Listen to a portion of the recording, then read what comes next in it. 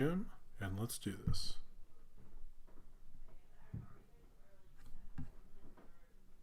Hey, sounds like I might be live. Not sure. Let's see. Going live a little early today. Forgot to set up the tweet, which was stupid of me because I'm stupid. But let me say hi to everybody. Can we hear me? Where is he? Where? Oh, there I am. Okay. All right. How's it going, everybody? Sorry I'm a little early tonight. Hey, Cornbread. How's it going? Hey, Kill the Mystical. Forgot to set up the tweet here. Let me do that because I want people to know.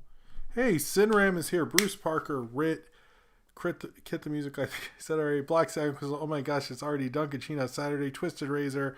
El Mono Loco. Buster's right here. Bruce Parker. Austin. Hello. Purple Goop. Everything. All right. So let me send it so people know we're here. I'm sorry that I wanted to start early, and then after I hit live, I was like, oh yeah, I do a thing where I send out a tweet and people know that the show is on, and that's a thing that I do, and I should have been smart about it. I wasn't smart. That's the truth. Anyway, Zoidberg is here. Rocket Lomax, Cornbread, Bruce Parker, Sunspot Mill, Nathaniel Foga, I am Al Nick, Jordan Salafalo, Paleo, Steno is in the fucking house. Yeah. And Buster's here. Okay, should I do my fade?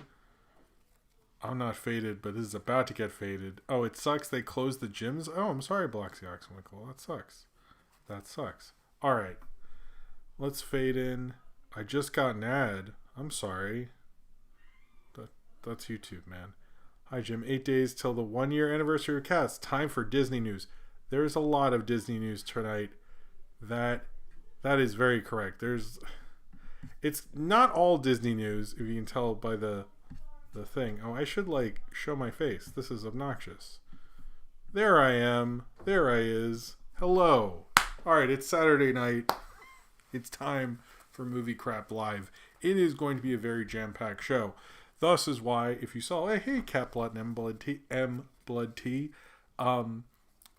because of the Disney Investors Call, which Ryan actually told me I could literally do a whole show on, and I agree, but I thought, who would watch that other show if I did too? And I didn't have the time to do two. So, we're doing this one. I will talk about Sonic. I will talk about other things. There's a lot going on in movie news. If I skip over something that you wanted me to talk about, comment below in this video, and I will get to it next week, because obviously I really hope there's no more big movie news at this point, but we will talk about Spider-Man 3, we will talk about Sonic the Hedgehog, I will talk about Icarly, but it's mostly a lot of Disney news and that Investors Call. But before we get into that, everything's going good. I'm sorry there wasn't a video yesterday or this morning. I just sort of got a little burned out and it was just not happening. There will be a video out tomorrow night, which will be the Bugs 24 Karat special, the segment turned into a video. And I think the Netflix thing with Sinram, who's going to be on the show tonight to give Netflix recommendations, as well as I'm doing Helluva Boss review. Those are only the two segments tonight in case we run long. And yeah, I don't like to go past 12:30. So if there's anything I miss, we will get to it next week, or that's what I'm planning to do. But yeah, it's a lot of news tonight. I can't think of anything else. Yeah, I showed Sophie Elf. She enjoyed it. Hey, guy named Crystal. She enjoyed Elf. It's a fun movie. It's fun. I think we watched it the problem with on demand is they have commercials in the movie, and that sort of sucks. I wish it was just you get to watch the movie, it's on demand, because it wasn't on a streaming service and we don't own it and all this stuff. So but it was fun rewatching Elf. Still a hilarious movie. It's probably I wasn't so sold on Will Ferrell as a movie person, and then I saw that. I remember seeing it in theaters, being quite surprised at how good it is, because everyone told me how good it is. But Elf is great, and I keep seeing people showing it to their kids. On Insta stories, I keep seeing people do over and over again stories of Elf and all this stuff. So, all right. Yeah. before we go into the things, I think that's all the small talk I have. Oh, I did a new monthly video finally. And yeah. Right, Buster? No? No. Okay, Buster's just hiding right here. Oh, and I will have a movie review vote winners video on my Patreon soon, which I should have just saved when I talk about the Patreon in 2 seconds. But let's get into that. First off, everything I do here, all the videos I make are supported by fans like you. You helped me recently update my computer, so that's why this stream looks so amazing. The quality is beautiful, but it does look really good, and I've been able to put out videos more and things like that. So thank you so much for your support. It really helps me be able to make everything I do, and I very much appreciate it, either through super chats during the show or my Patreon, where I have things like you have more control over the movie review vote. You get postcards, there's Skype calls, all sorts of cool rewards. You get exclusive content like my commentary series on my Patreon. So and I very much appreciate your support if you can either do that through Patreon or through super chats during the show. If you're not financially able to do so, just subscribing and liking a video is just as good. And thank you very much for doing so. And for all your support, even if you're just watching and all that, thank you so much for being here. Also, there is the Discord. The Discord it is a great community. It is run by Zane Powers, and where was I? What's going on?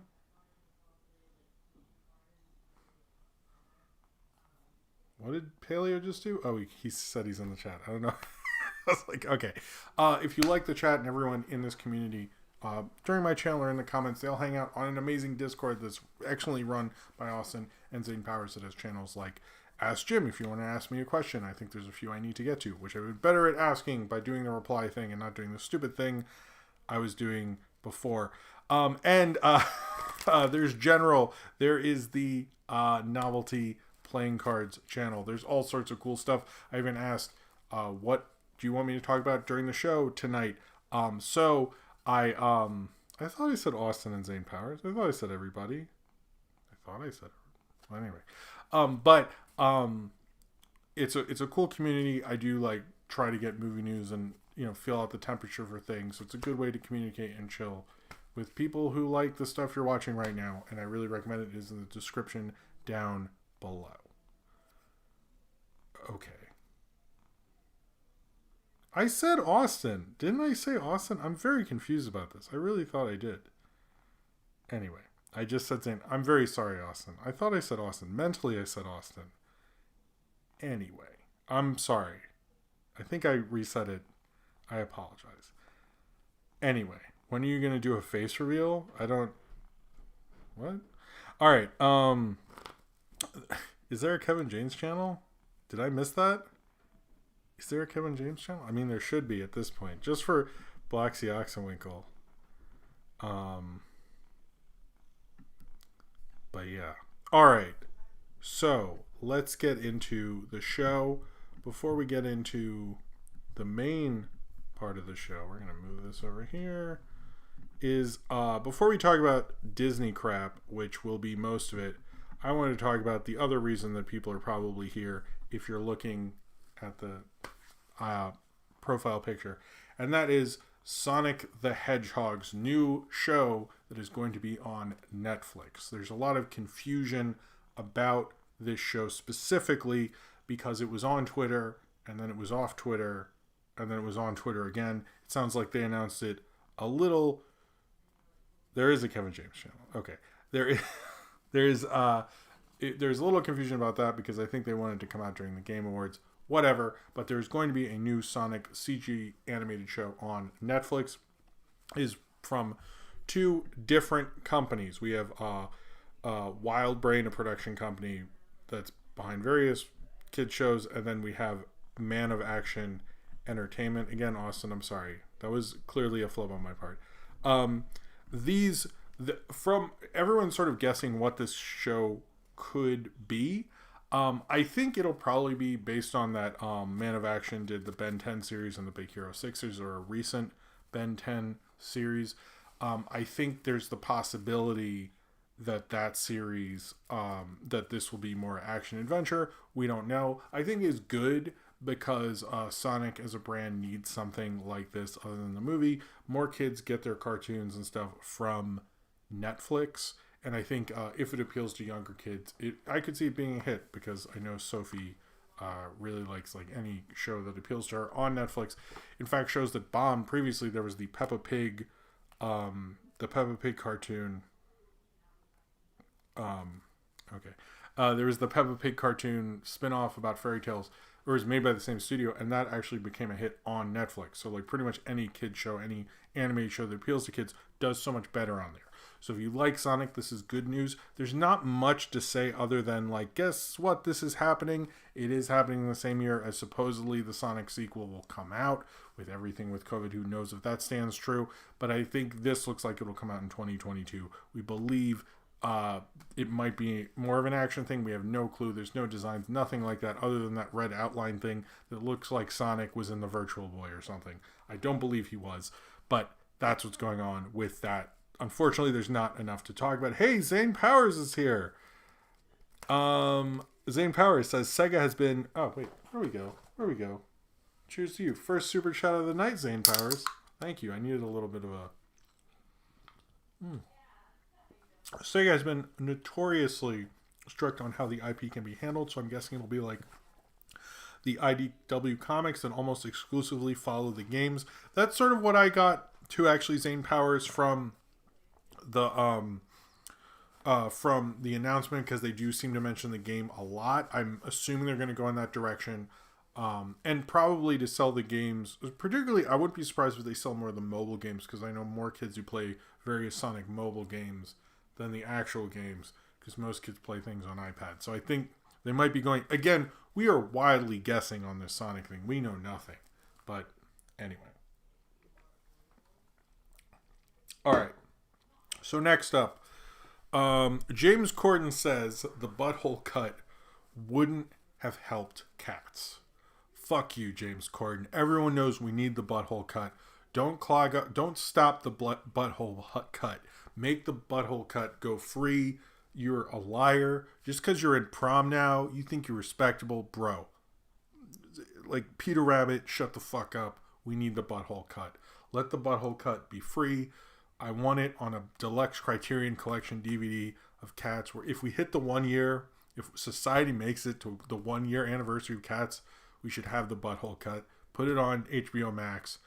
Releasing all those movies, who cares? But the Snyder Cut doesn't matter. The Butthole Cut, let's put it out. Everyone start tweeting at James Corden, release the Butthole Cut. Clearly, he has clogged it up. Anyway, Adrian Delzagal said, let Ian Flynn of the comics be the showrunner. That could be cool. Cheers to you. Release the Creech Cut. I'm with you on that, Nathaniel Foga. All right. I want to do that and a funny one. But let's be serious. As serious as this show is. So, the Disney Investors Call is going to be most of the show. If you're looking for a specific thing when you're watching this later, there will be, chapters or whatever it is at the bottom of the play thing, and just go to the Marvel Pixar thing you want me to, if you're interested in a specific company, that's how I'm organizing it. So that's so you know. But this is more of my general impression of it. Disney is kind of, before this investors call, is in a weird place because of the HBO Max announcement. And also the announcement that came out on Friday that AMC needs $750 million or they're going to run out of cash in January of 2021. So theaters are not in a good place. It looks like streaming is going to take hold. What exactly is going to happen? And I think, and I will get to more of the HBO Max drama after all this Disney stuff. Don't worry. But I will bring up one Christopher Nolan thing, which I was going to bring up, is that Disney and HBO Max have not figured out what to do with this new way of doing business. Because although I've heard what Christopher Nolan said, I will say that he did bring up another fact that because of a lot of these guilds pay out their pensions based on residuals. And with streaming, there is no residuals. How are they going to make a different pay structure? They don't have that. How are they going to take care of AMC? No one seems to know. So I think a lot of people were looking for Disney for more leadership, for more innovation, to come up with something to do with modern movies. They didn't do that. They sort of did. They sort of very, very much insinuated they're much more going to streaming. But, and if you can hear my heater, but they didn't flat out say, we're not doing this, we're not doing that, other than Raya and the Last Dragon, which is going to be on premium, premiere, whatever, access, where you pay a ridiculous amount. What do you pay? Sorry. Where you pay $29.99 to get access to that. Now, I think premium access seems to work out a little, or premiere access or whatever, seems to work out a little better for them, because what they can do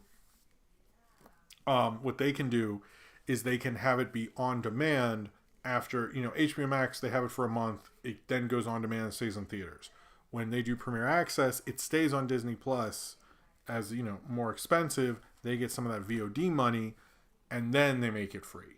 So I think that seems to have worked out better for them. But I think with this premiere access thing, it to me sounds like their backup plan. If anything they do with Black Widow or anything, I don't think they're moving these dates. I think they have this set in place to be like, look, we look good with this vaccine right now. March is probably too early.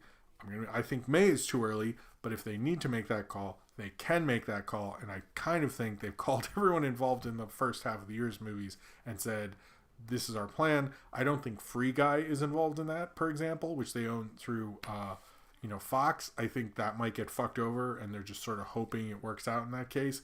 But I think for the Disney movies that would be on Disney Plus, they will use premium access. I do think that's what they're doing. Right now, they've only said Raya and the Last Dragon. Financially, if you're like, that didn't work for Mulan, clearly, why would they do that? I think Mulan didn't work entirely because they looked at those live action adaptations as box office plays. Those things make so much in box office, they really do, or did. And if we look at this announcement, most of those are now going to Disney Plus.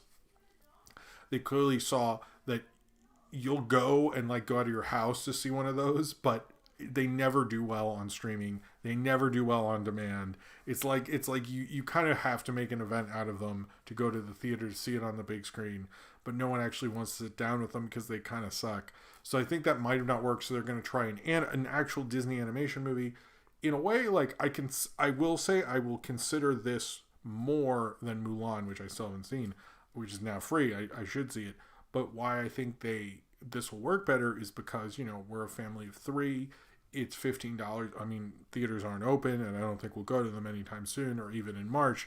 But let's say, consider we could go to Raya and the Last, if all three of us went to Raya and the Last Dragon, that's like $15 a ticket. That's $45.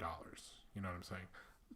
$30 to see it, and then I can watch it a couple times. Sounds like a pretty good deal, especially if you have a family of 5 or 6, and also, I sneak the cats in every time, so I don't have to pay for them once. That's good. But this way you can watch it as much. Sorry, that's my wife who's talking in the background. That is talking to her friends and stuff. But that's kind of how it can, I think, work, because families do see all the Disney animated things. That is something they'll be thinking about, and we're really getting far in lockdown. You'd go, maybe we'll do that. And I think that's what's probably going to happen. Why they chose that.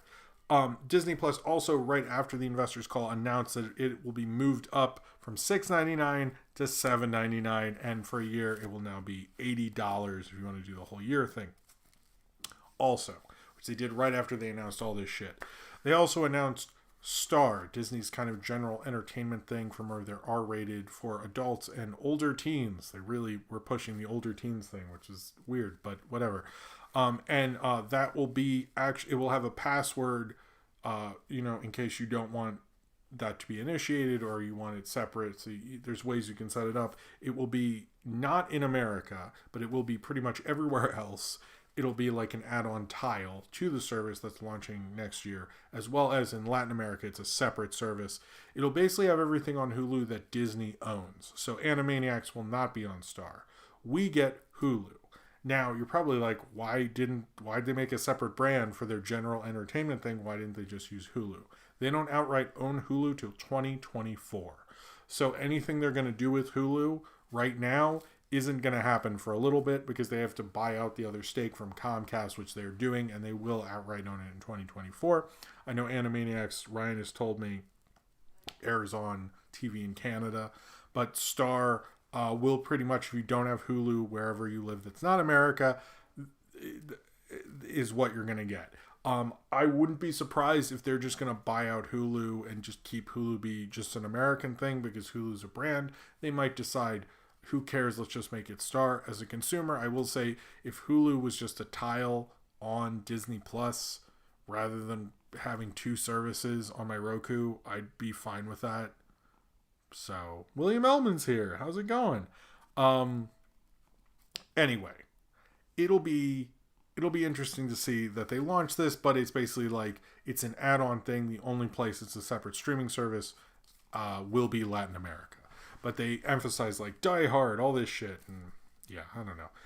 I did find, it was sort of like an Apple event type thing, and I was like, this is so weird. This whole, I wish they had just done it like quicker, and it dragged on. I couldn't really watch it, like the Marvel stuff and all that. So the rumor of Hulu and Disney Plus merging was false. I'm glad you brought that up, Zane Powers. Cheers to you. It's false in a way, but I think they didn't talk about the cash buyout thing. It seems like no one's paying it. That's a real story. It's a real thing they're doing. It's not, this rumor thing is not something that's going to happen. It could be something they're considering in 2024, 2025. But I think we're a long way away from that.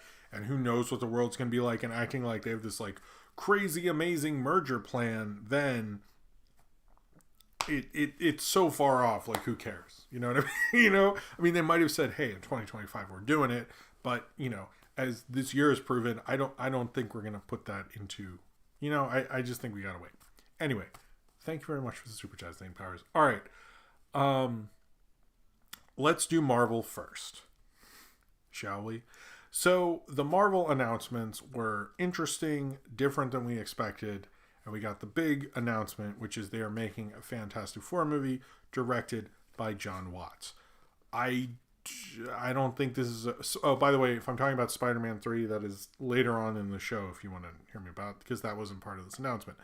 But I'm surprised they didn't go X-Men first, but that's sort of like what Marvel Studios is. Marvel Studios launched all the characters who weren't, the big popular ones like Spider-Man and X-Men. When they started, it's sort of more what that studio is, so I get it. Was Jon Watts as cool of was Jon Watts a cool choice?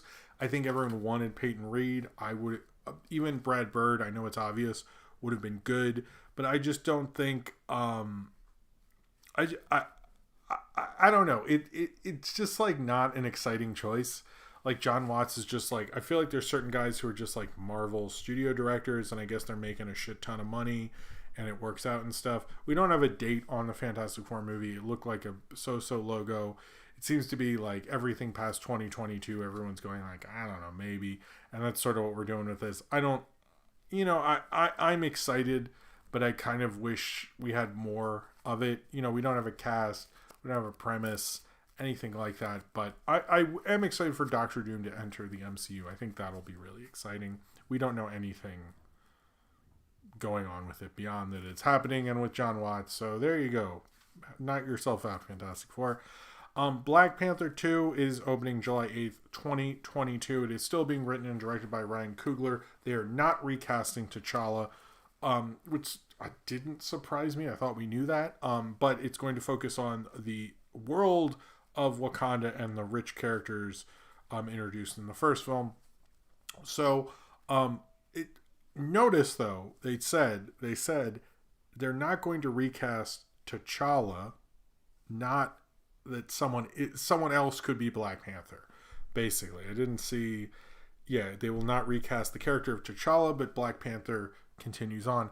I'm curious who this Black Panther is. I'm still a little bit thinking especially after what happened with the actress who plays Shuri, that Winston Duke is a little more in contention than we may have realized. Like, think about it. He's an upcoming actor. He's there.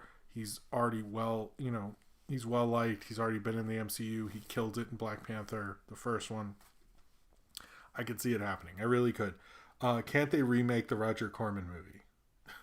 Well, in a way, I guess they are. Adrian Drizundolgul? How do you say that? I don't know. Anyway, Adrian, thank you very much. Cheers to you. When that Marvel one comes out, I will definitely review the Roger Corman one. You can hold me to that. But yeah, it's interesting. Black Panther 2 has been moving along rather quickly. It seems a bit of a thing. I wouldn't expect to learn much more about that film until mid next year. Oh, hey, Will's here. They probs would have gotten Ron Howard to do Fantastic Four anyway if John Watts didn't take the mantle. Is that a diss? That's harsh. I feel like that's harsh. Was that harsh? I feel like that's harsh. Damn. I think that is. I like it though. Cheers to you. All right. Thank you, Will. So they did go over all the movies that are kind of being considered right now. I'm just going to read them off. Black Widow, Shang-Chi, and The Legend of the Ten Rings. Eternals, this is sort of the order they're going in, to my understanding. Eternals, Doctor Strange, The Multiverse of Madness, Thor, Love and Thunder, Black Panther 2, Blade, Captain Marvel 2, and Guardians of the Galaxy Volume 3, which to me means Fantastic Four is they're going to do it in 2024. That just hit me. Of course they are. Hold on. Hold on. We got 2 super chats. Would you get drunk again for the new Fantastic Four? Oh, man. I think I told that story to Nathaniel Falcon. Cheers to you. Maybe the second time. Maybe I'll do what it was like seeing a drunk review. And Javier Portillo, I hope I said that right. Kevin James is rumored to appear in Spider-Man 3. I have heard those rumors. That was going to be an exclusive. Apparently that leaked. So Kevin James called me personally on my phone earlier today. He said, Jim, I want to tell you. So I wish that hadn't leaked, because he was really excited. He was like, you're my number one. I don't know what to tell him now. He's going to. Anyway, I'm sorry, Kevin James. I failed you again. Yeah, all right. But cheers to you, Javier.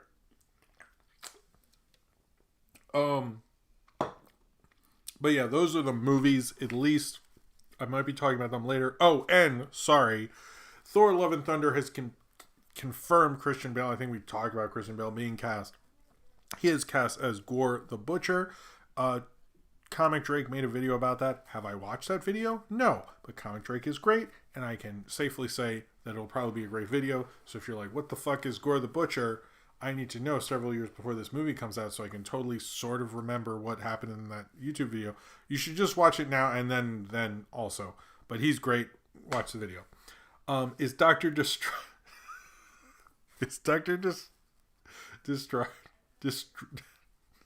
Destructio going to be in the FF movie? They didn't say who it was going to be. I always thought, hold on, let me do cheers to you, Austin, the greatest mod in all of Discord history. Cheers to you. I always thought, here's what I would do, since you have inspired me, and why not? I'll say this.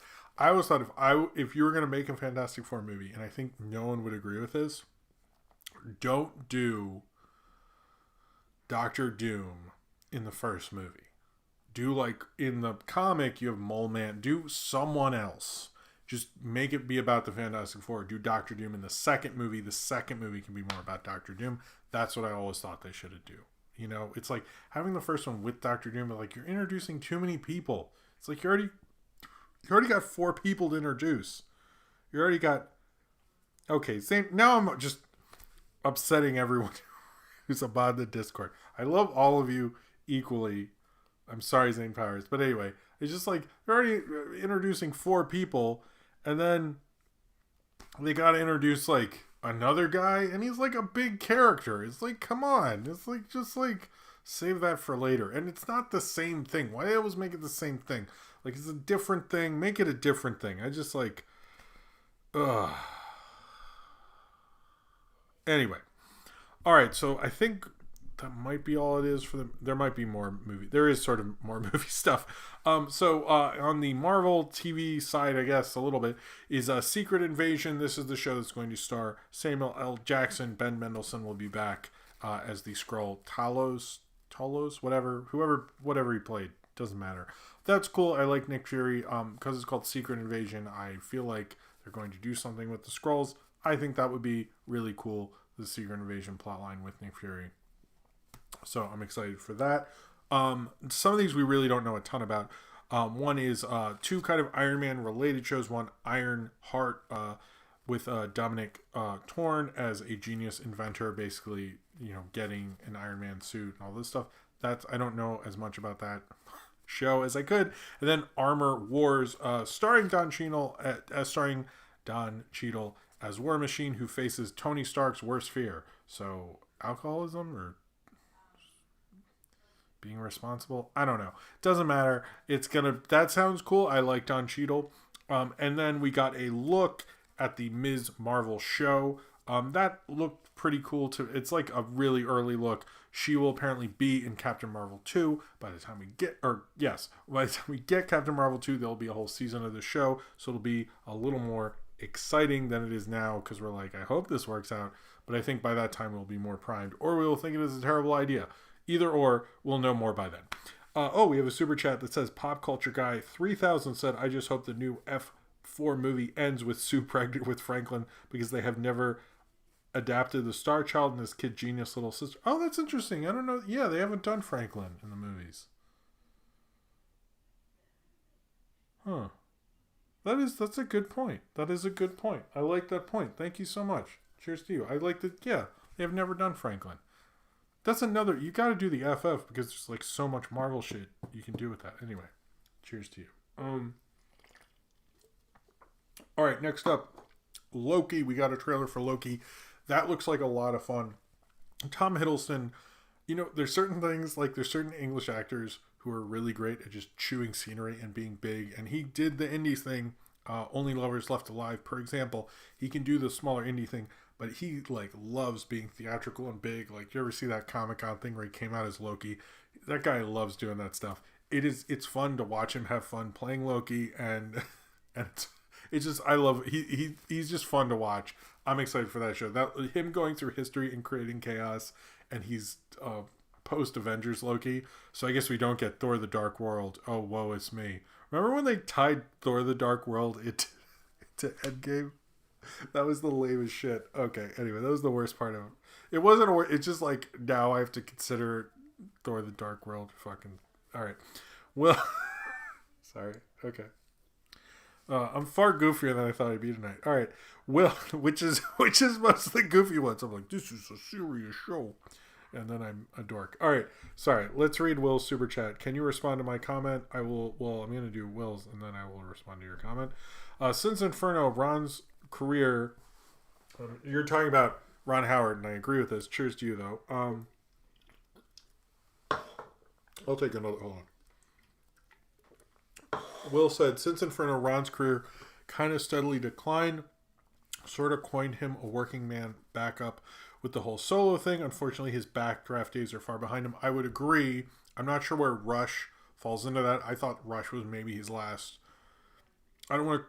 I thought it was pretty good. It was a really good movie, and America didn't really see it, but I thought that was the best thing he's maybe done in the last 10 years was Rush. But I agree with you. He is kind of those Dan Brown things were bad.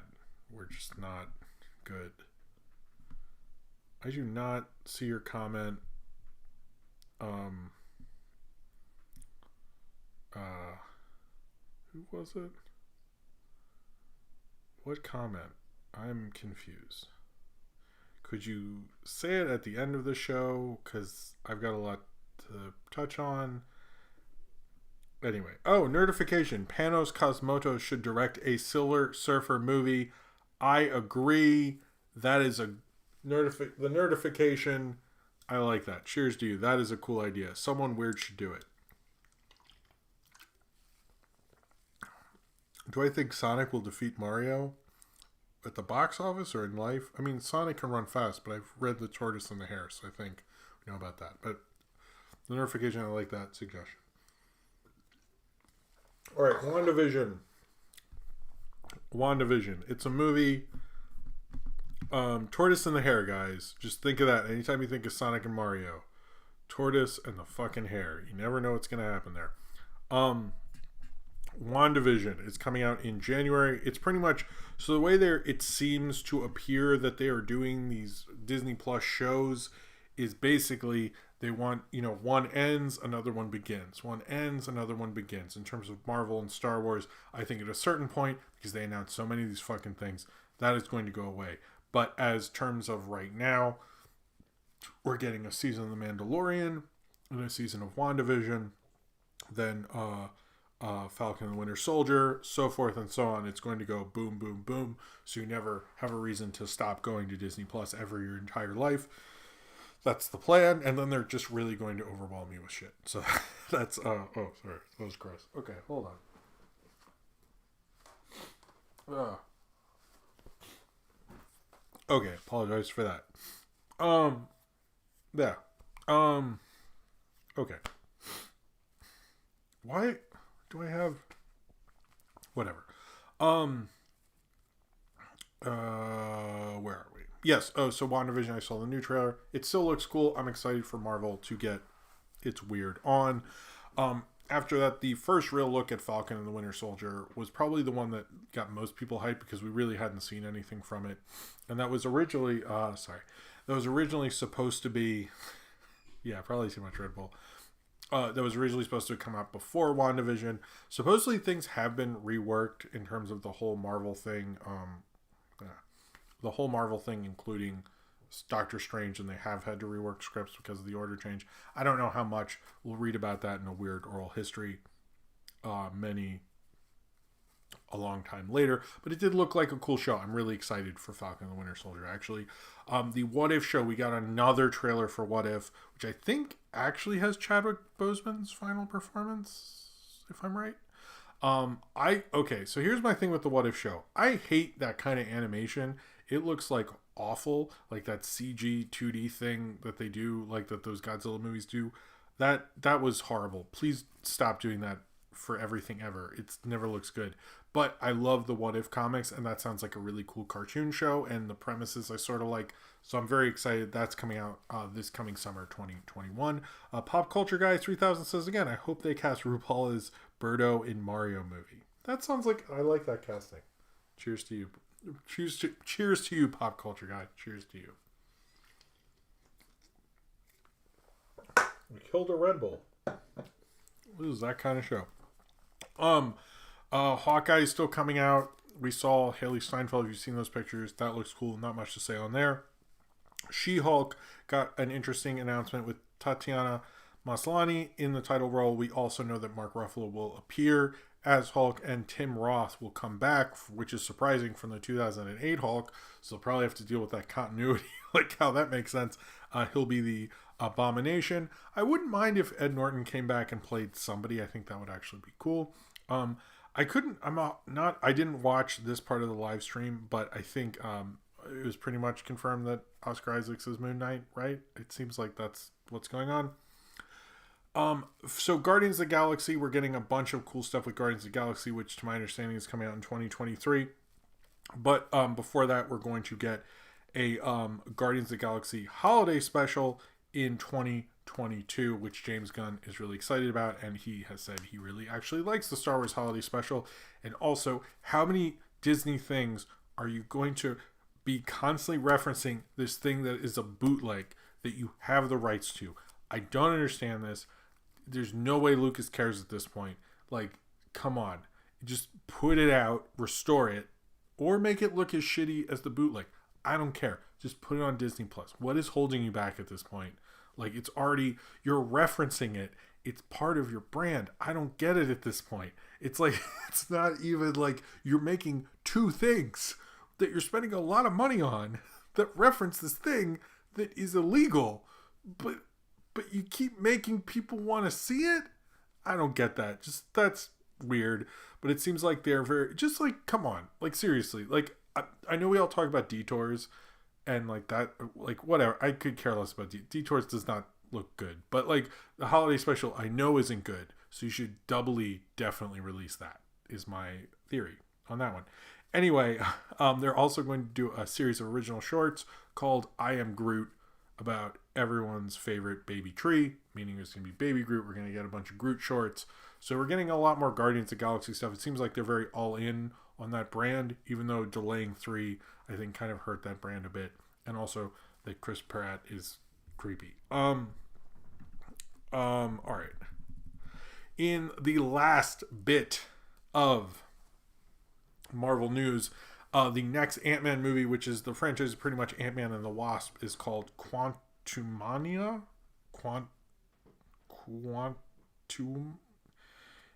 There's going to be another one, and it has a weird name, and Kang's going to be in it, and that's going to introduce Kang. Some people seem to not be as into that Kang thing, but Kang maybe will be more important, and he will be in Ant-Man and the Wasp. Do we have a date on Ant-Man and the Wasp? Like, when is that? Is that a 2024? It's like some of these, it's like, how far are you stretching this shit out? It's just so... Yeah, I don't even know when that's supposed to come out. Like, do we even have a date on... Why would you announce... Jesus. Some of this... See, that's the thing when they do these, like, big dumps, and we're already... It's like, there's no... Like, where is Ant-Man? Where... I don't see it. Ant-Man... Oh, 2022? Really? But you don't have a date. And Rogue Squadron... Alright, whatever. It's just like... What is... Oh! Nintendo's here. How's it going, man? Alright, so... Let's see. When will Kodos be introduced? I think that'll be in Guardians of the Galaxy Holiday Special. I mean, I guess they could do it. Oh, Cineram's here. Disney Plus should reboot the state's last Halloween special. Oh. Yes, they should. I would love a state reboot. Cheers to you. Are you talking about the comedy team? I guess so. Anyway, cheers to you, Cineram. Alright, let's get into Pixar. This is the Pixar segment of the Disney Investors dump of it all.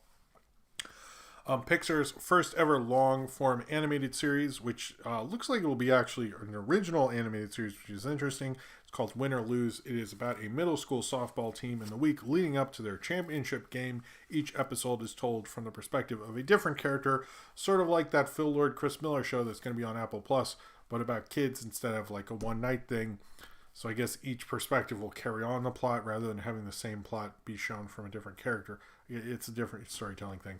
That does sound actually sort of... It could be interesting. It could totally stink. I don't know. We've seen nothing from it, but that's at least something to go on. I guess the two bigger things was first Turning Red, which is about a teenage girl, who is experiencing the awkwardness of being a teenager, and with an added twist that when she gets excited, she transforms into a giant red panda. It comes out on March 11th, 2022, so it's about a little over a year away. I'm sure that's not what you want me to talk about. What you want me to talk about is Lightyear, which is a weird one. I don't really get the expanded Toy Story media world, but it is basically about and I love this is just Buzz Lightyear stuff. All the Buzz Lightyear stuff finds a way to not involve Tim Allen, which definitely says something. It's about the definitive origin story of the hero that inspired the toy. Chris Evans will voice the hero on his journey to becoming the most famous space ranger ever. So like a superhero origin story for Buzz Lightyear, I guess. That's what I probably wrote in my notes. We're assuming it is late 2022. This is a cool idea. It sounds to me basically like, and a couple of people said, I bet Andy's super hyped to see Buzz Lightyear's serious reboot of Buzz Lightyear. And I guess that's sort of like what they're playing with. I hope they have fun with this, but it reminds me of Buzz Lightyear Star Command because that's the cartoon show that would be selling the toy, theoretically. So I like that all their Buzz Lightyear spin-offs are like within this world where Buzz Lightyear is a toy. This is the meat and a property and an IP that's not a part of Toy Story. It's like a thing that was a big 90s toy. This is what they would do in the IP in that universe, which is like such a weird meta concept. I wouldn't mind a one that's like about Woody as a cowboy, like a serious like spaghetti western, you know, starring, you know, Colin Hanks. Like, I don't know, somebody like that. But I don't know. It's a weird. It's sort of a weird concept. I noticed the still reminded me of First Man, so I'm curious, like when this takes place. It seems at least interesting. I will say that it's not, and I think Toy Story 4, although we in my house love Toy Story 4, my daughter loves Toy Story 4, and not a lot of people didn't like that happened at all, and so I think this loosens it up, and I think that works for it, you know. Nintendo said, I like how both Toy Story and Big Hero 6 are kind of retconning their Disney Channel canons with the new Baymax cartoon. That is true. I will get to those. I guess they're in Disney anime. It's so many things in here. I will get to everything. Don't worry. All right. The next movie in the Pixar thing is Luca, which to me, I'm going to be honest, looks like Pixar's Call Me By Your Name. Maybe no one else has said that. I just get that vibe. But it's about a boy named Luca and his best friend Alberto during their unforgettable summer. Yeah, it's Call Me By Your Name. You don't want to miss Luca. It's going to be in June 2021. As well as Soul is going to, I'm assuming, so they made a bunch of references to Soul in the short Burrow. I'm guessing that was the plan. If you get to see Soul in theaters, wherever you are, Burrow would play before Soul. So if you're going to watch it on Disney Plus on Christmas Day, or after Christmas, which you can do also, then you can watch Burrow first and then Soul and get the whole Pixar movie experience if you want to do that. So yeah. They keep pushing inside Pixar. If the Frozen 2 documentary is any indication, I think these are getting better. I'm a little curious if Inside Pixar is like Frozen 2, I think it'll be good. I think we talked about that before, but whatever. We're not really sure what Pixar popcorn is, but I'm assuming you can't even Google that because you just get popcorn makers that are branded with Pixar crap. So I really couldn't find that much on Pixar popcorn, but it seems to me just like shorts, right? Is that what it is? Well, we're just going to assume. We're just going to assume. Because, like, I actually did try to, like, find more a couple times. And it was just like, do you want a popcorn maker with, like, things from Toy Story? I'm like, no, I want... And I tried Pixar Popcorn Show, all of them. Just got a popcorn maker. So, and there's going to be an Up spinoff. If there's any Pixar movie that needs a spinoff, it's about an old guy mourning the death of his wife. I don't know.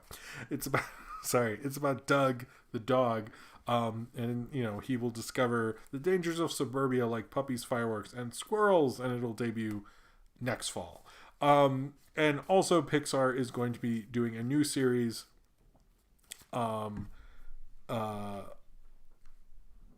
The new series that Nintendo's got some good points today.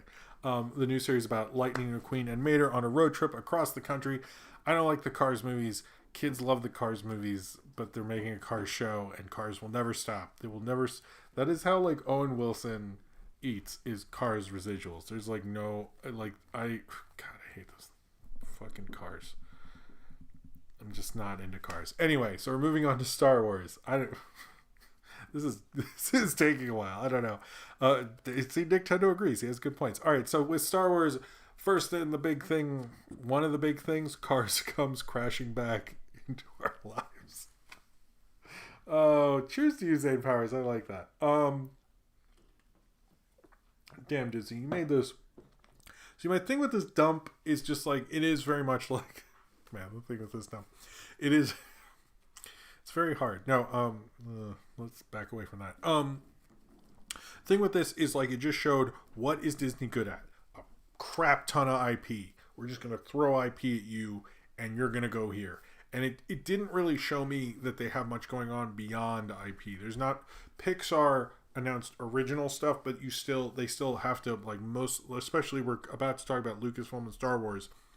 It's like all branded IP, and they're not creating new things. And when they are, they're like pushing it like crazy. So I just don't think it's working the way. It's just like they need to have more, and they're making so many things. You think they'd make a lot more original stuff than they are. but they're not in that business, but they're very good at their branding. So, at least till 2024. So first off with Star Wars, they're making the Obi-Wan Kenobi show, which might not come out for a while based on dating. But the Star Wars Obi-Wan Kenobi show is going to star Ewan McGregor. I've seen people post these pictures of news articles where it's like Ewan McGregor says he's only seen Phantom Menace once and he thinks it sucks. And then the second one is Ewan McGregor has costly divorce. Third is Ewan McGregor signs on to Obi-Wan show. It's probably true. But then after that, we found out that Hayden Christensen will be back as Darth Vader on the show. I am personally against that, and because I don't like the timeline idea of Darth Vader meeting up with Obi-Wan Kenobi between Sith and A New Hope. I think that's a stupid idea. Like, why here's the thing. Like, I know people rank Star Wars movies. To me, that's a fool's errand, because 1 and 2 are Empire and the original, and I don't care what your take is, because just in terms of film history, there are 2 Star Wars movies that are important, and then there's like a bunch of others that who cares. So it's just like, for real, I'm not trying to be rude. It's just a fact. And like, so to me, like, don't mess with Star Wars. It's like the original is like one of those movies anyone can watch anywhere and understand and get. It's an all-time classic, It's just like, let's not mess with it in any way or any function. Let's respect it. All I want is Hayden Christensen as Darth Vader, which, like, again, like, I don't get, like, also, like, if you, whatever, you'll never get David Prowse back, so it doesn't matter.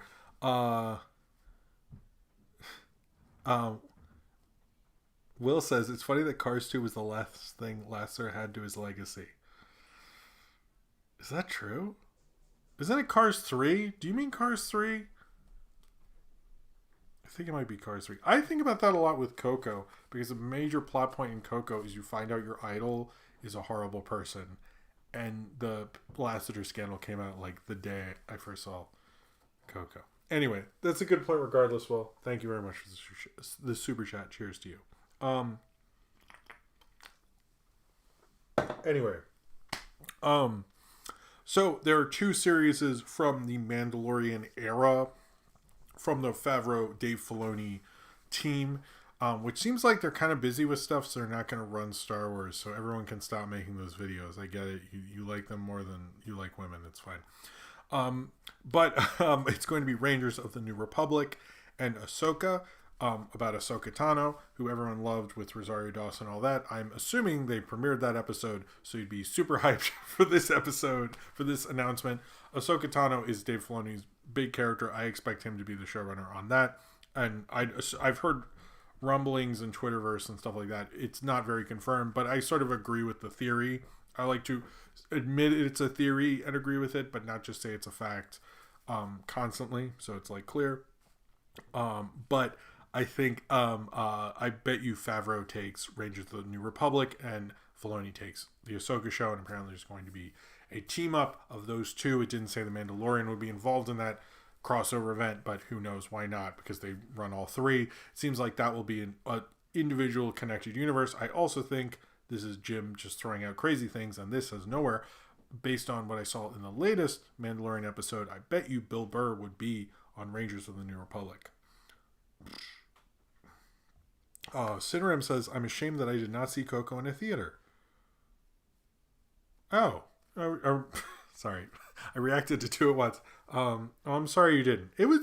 I think a lot of people, it grew on a lot of people. It's a good, Sophie watched it a lot. Cheers to you, Cineram. Brian Fay directed Cars 3. Okay. I see what you were saying. Well, I apologize. What you mean is his last directed movie. Ouch. Yeah, that is bad. I mean, he did a lot in terms of behind the scenes and producing. He's probably bigger legacy as producing than, although he directed Toy Story, and that's like one of, a part of film history. It started CG animation in terms of features, so you can't really take that away from him. Anyway, thank you very much, Will. Cheers to you. All right, let's go through the rest of the Star Wars shows. So this is the interesting thing, is if you look at each of these, most of these are Disney Plus things. That is mostly what they're announcing. My main thing with all these announcements is that they're giving more opportunities to showrunners, cinematographers, animators. There's so many properties going on. There's no way people are not going to have chances to work on things. Like, it's just, which I think is very lovely, actually. Not according to Mike Mozart, Jim. Thank you. I wish I was on that one. I feel like I would have been like, that's so interesting. So I'm glad I wasn't. The Cassian Andor show, which is Diego Luna, is going to be on, as well as I believe it's done by the guy who did all the reshoots for Rogue One. It's going to be more of a spy Star Wars show. I think we knew that, but whatever. Star Wars: The Bad Batch, which seems to be more of which is a CG Star Wars show. It's there's only 2 animated, I said that weird, animation Star Wars shows during this announcement, which was a bit surprising, but they're going to continue that legacy with The Bad Batch, which seems cool. And then one that we literally, it's just like, here's our idea. Is anyone attached? I don't know. I mean, seriously, called Star Wars Visions. It's going to be from anime creators, sort of like a Animatrix with Star Wars. That could be really cool. I like, by the way, most of these, other than Obi-Wan, is expanding on character. I'm about to say something that contradicts what I just said, but whatever. Is going into the larger Star Wars universe. I think that's what makes people more excited, to be honest, is less of the Jedi bullshit. I think people want to see the weirder world and the dirty, strange, westerny influenced town. I think they're interested in that. And I think this goes into that. I think they figured out that people, Luke's cool, but like, for real, what's going on in the Outer Rim and stuff. Where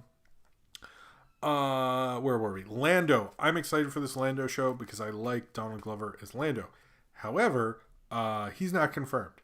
He is not confirmed. He was not confirmed at the thing. It seems like he's very much still in talks.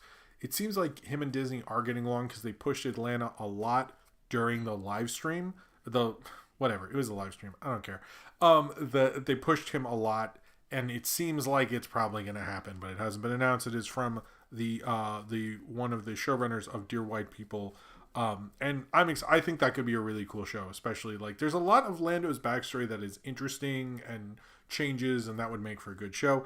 Zane Powers says, will Hayao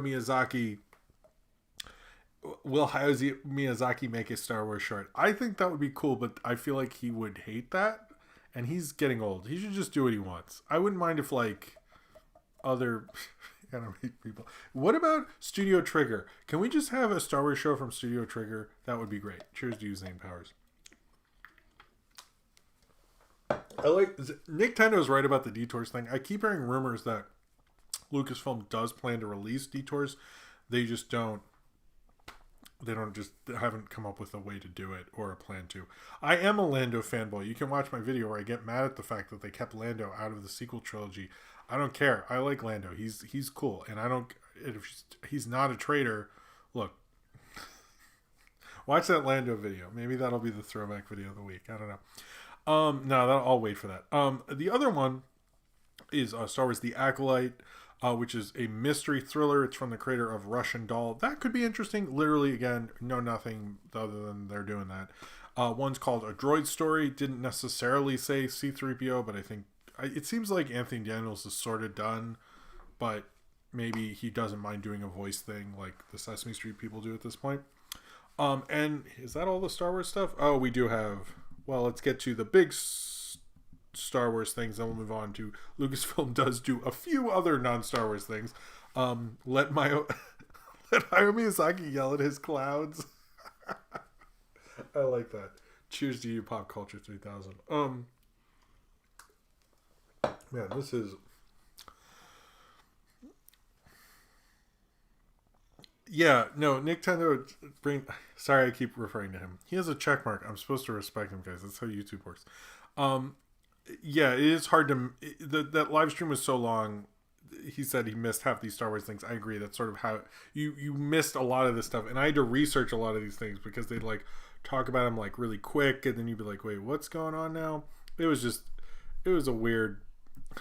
I wish they just... Like, could you just do it year by year? Because some of these I'm like, do I need to know these things? I don't know. As I say, all of them.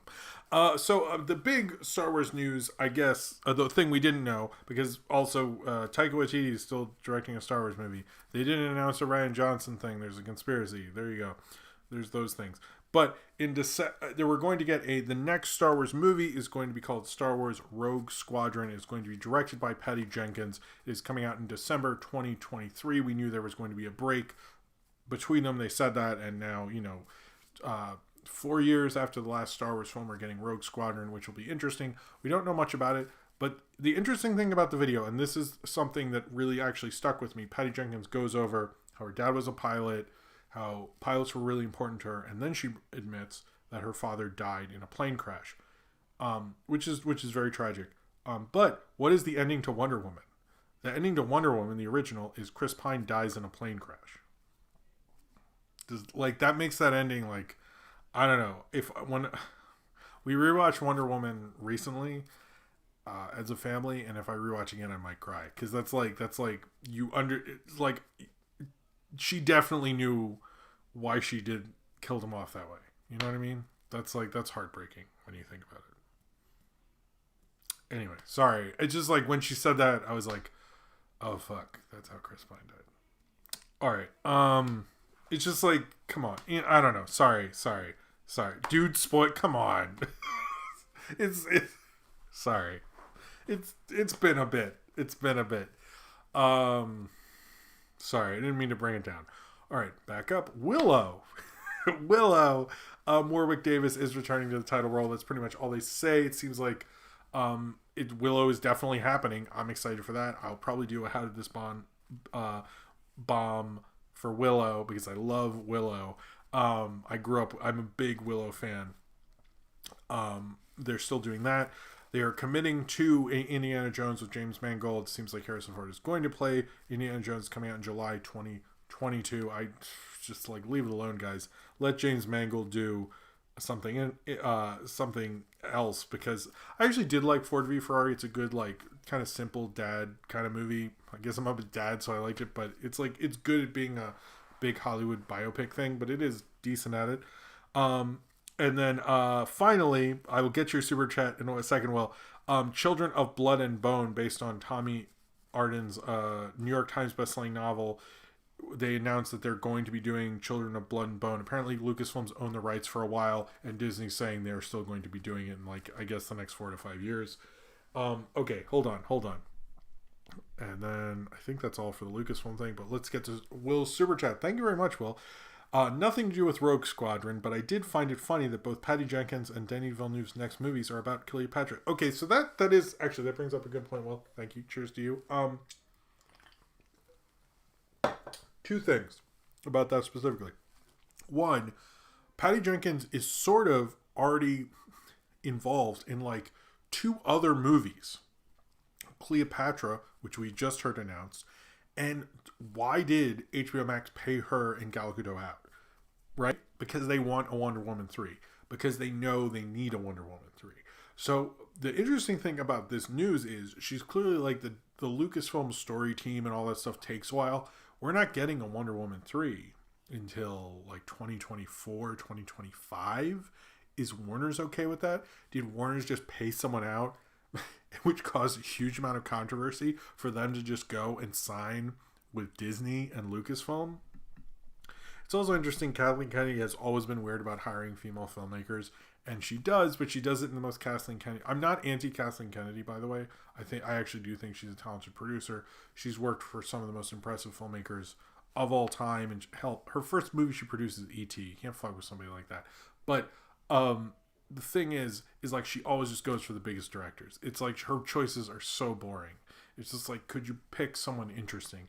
I will say Patty Jenkins doing a Rogue Squadron movie is an interesting pick. I feel like her only interesting picks are Rian Johnson and this, and that's been it. I hope she does better when she does the other. If she continues producing, I think she should pick, what Feige does. He picks a weird indie director who you're oh, really? You do that for that? And then it works out, and she just doesn't. I feel I get that Star Wars, you can get anyone you want, and people feel once they've hit that echelon as director, they should get a Star Wars movie, but let's be a little more creative if we do another one. That's always been my issue with her as a director. It's a producer. Sorry, I have nothing. Patty Jenkins, you're good. All right, so let's move on to Disney Animation. Yes, this just keeps going. A Disney Animation announced that Enchanto, which includes new songs from It says Emmy, Grammy, and Tony winner. I copied a lot of this from Disney's site. Lin-Manuel Miranda, who did the music and so forth. It's coming out in November 2021. Where a magical family live in a magical home. So it's Onward. Directed by Brian Howard and Jared Bush. It could be cool. I think it takes place in Colombia. I'm excited. You know, that sounds cool. I like Lin-Manuel Miranda. But we'll see. Debo.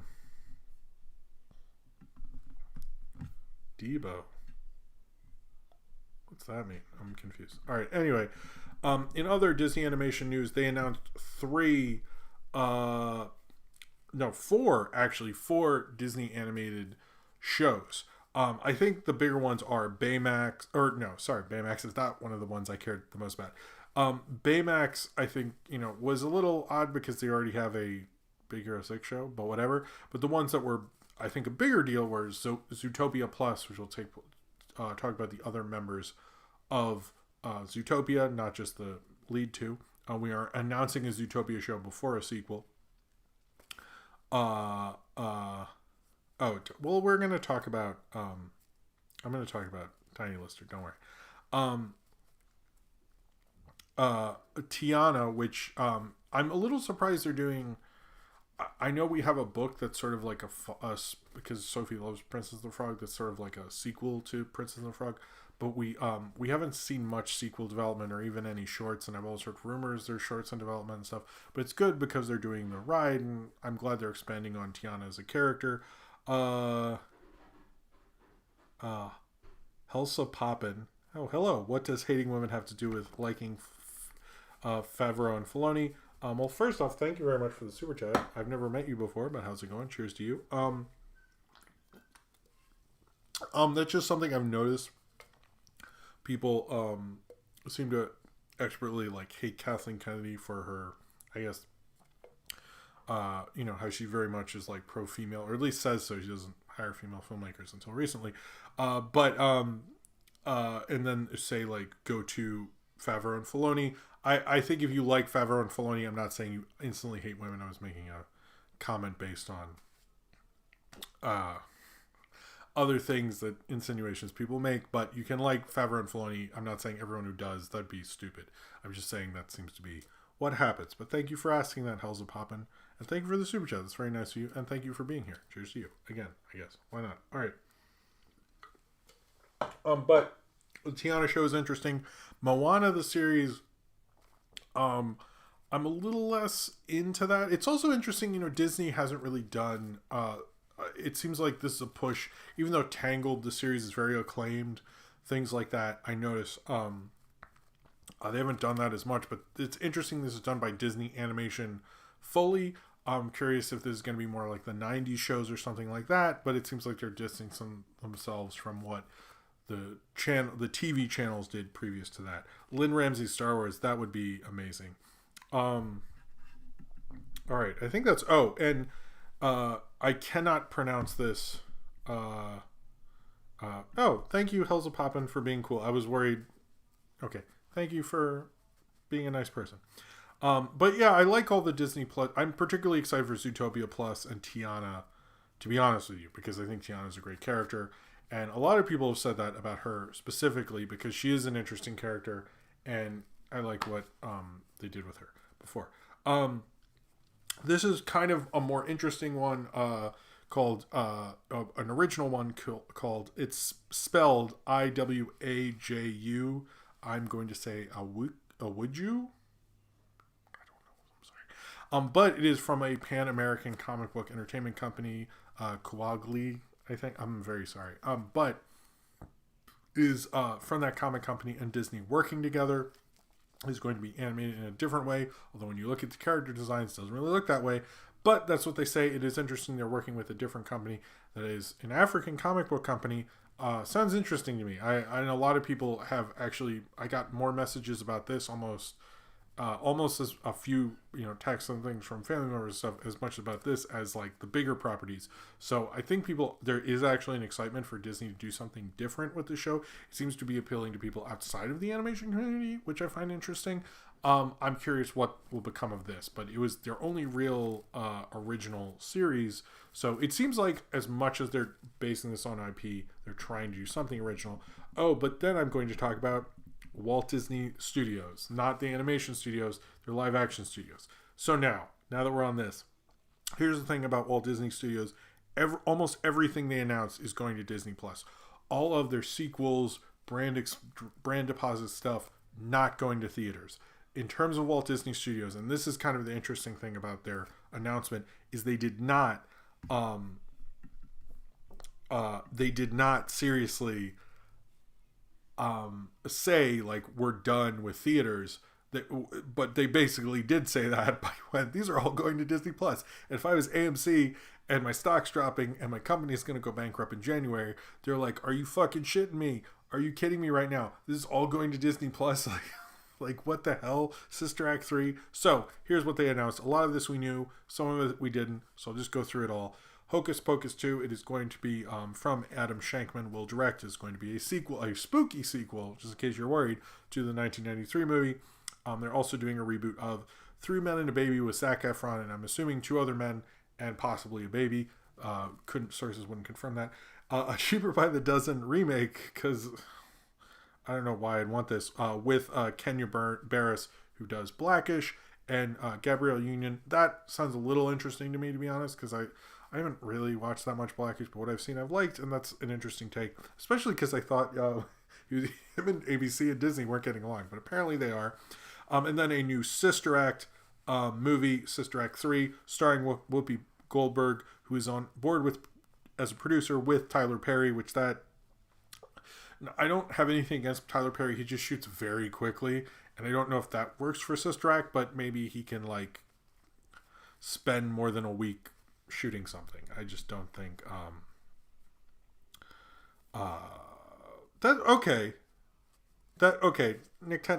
Nintendo does have good points. That it is interesting that Disney's television animation did not bring up Owl House, Amphibia, and other stuff. That is one of the things about this announcement is they don't bring up those shows, and I do feel like I was saying, that they're kind of moving almost away from that. They don't have a place for that almost in their huge clusterfuck of an announcement. And I sort of wish they would, because all that stuff is really great. I actually told people about DuckTales recently, and they've watched it, so I think they haven't come to terms with that, and they're really just selling the big things. I'm curious if, in a way, they're giving a lot of some people jobs, and other people who worked on these shows are going to go to other companies, which seems to be what's happening in general. That might happen. I don't know. All right. The one thing that I've noticed some people I have not seen... I've seen Cheaper by the Dozen. I didn't see 2, but I've seen a clip of 2 because we recorded something on like Stars, and they had a weird clip where Hillary Duff's putting her cot in a tent. Maybe that's a joke. I don't know. The Chippendale Rescue Rangers actually sounded interesting, and what's also interesting, I remember people saying if they made a DuckTales like this, it would be a huge hit. They didn't, but thank God.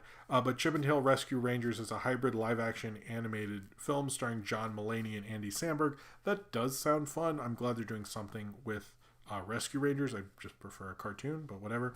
Pinocchio with Robert Zemeckis and Tom Hanks has been confirmed to go to Disney Plus. Everyone thought that wouldn't happen.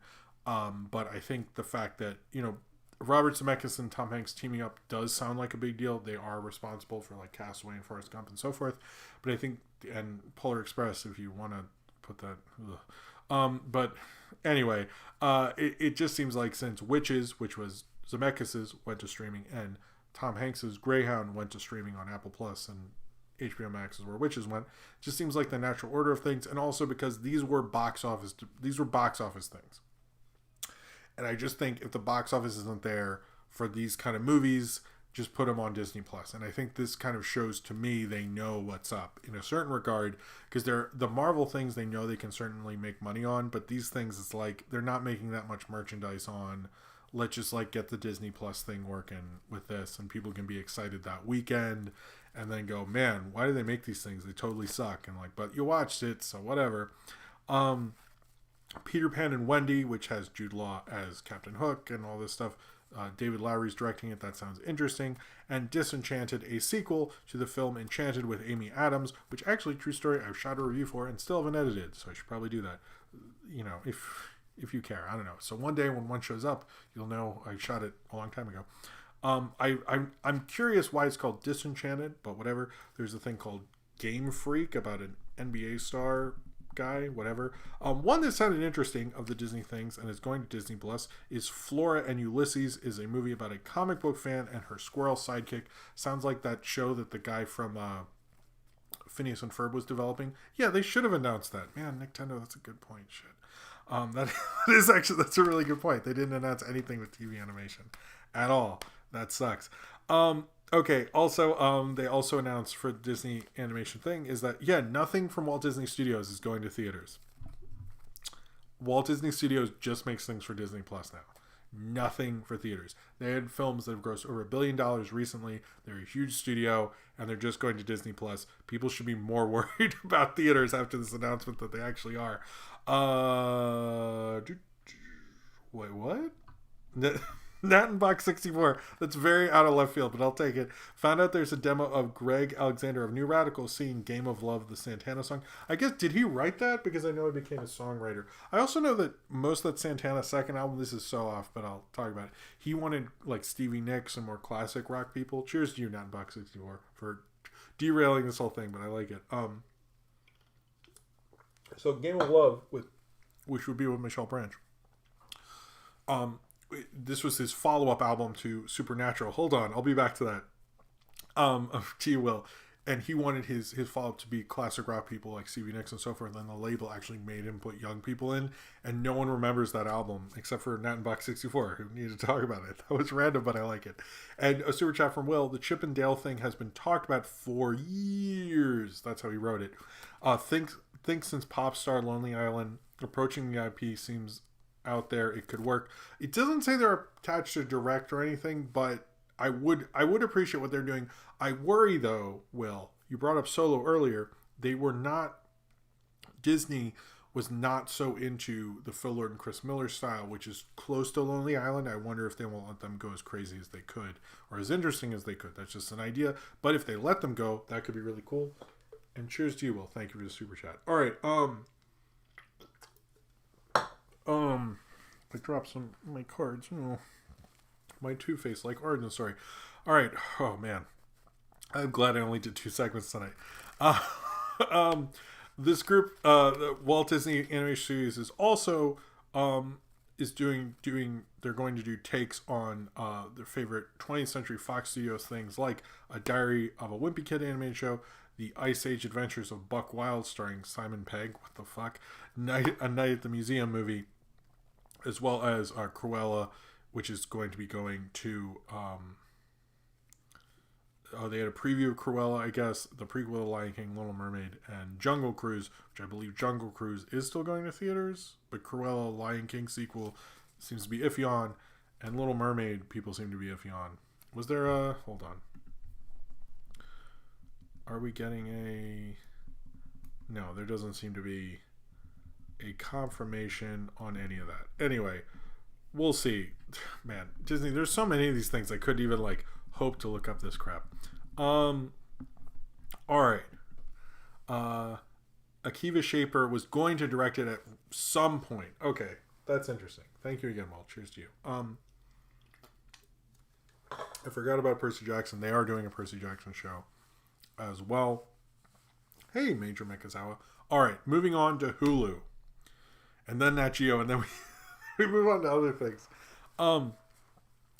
They confirmed that It's Always Sunny in Philadelphia is going to have 4 additional seasons. Some people were saying 5, which was bizarre. Smashing their record for longest running live action sitcom in television history. The show's still pretty funny. I haven't watched it the last season, but it's pretty good. They're also going to be developing a show with Alien, which is interesting because everyone said the Ridley Scott show that's on HBO Max or is going to be is Alien-like, but he's going to help do an Alien thing.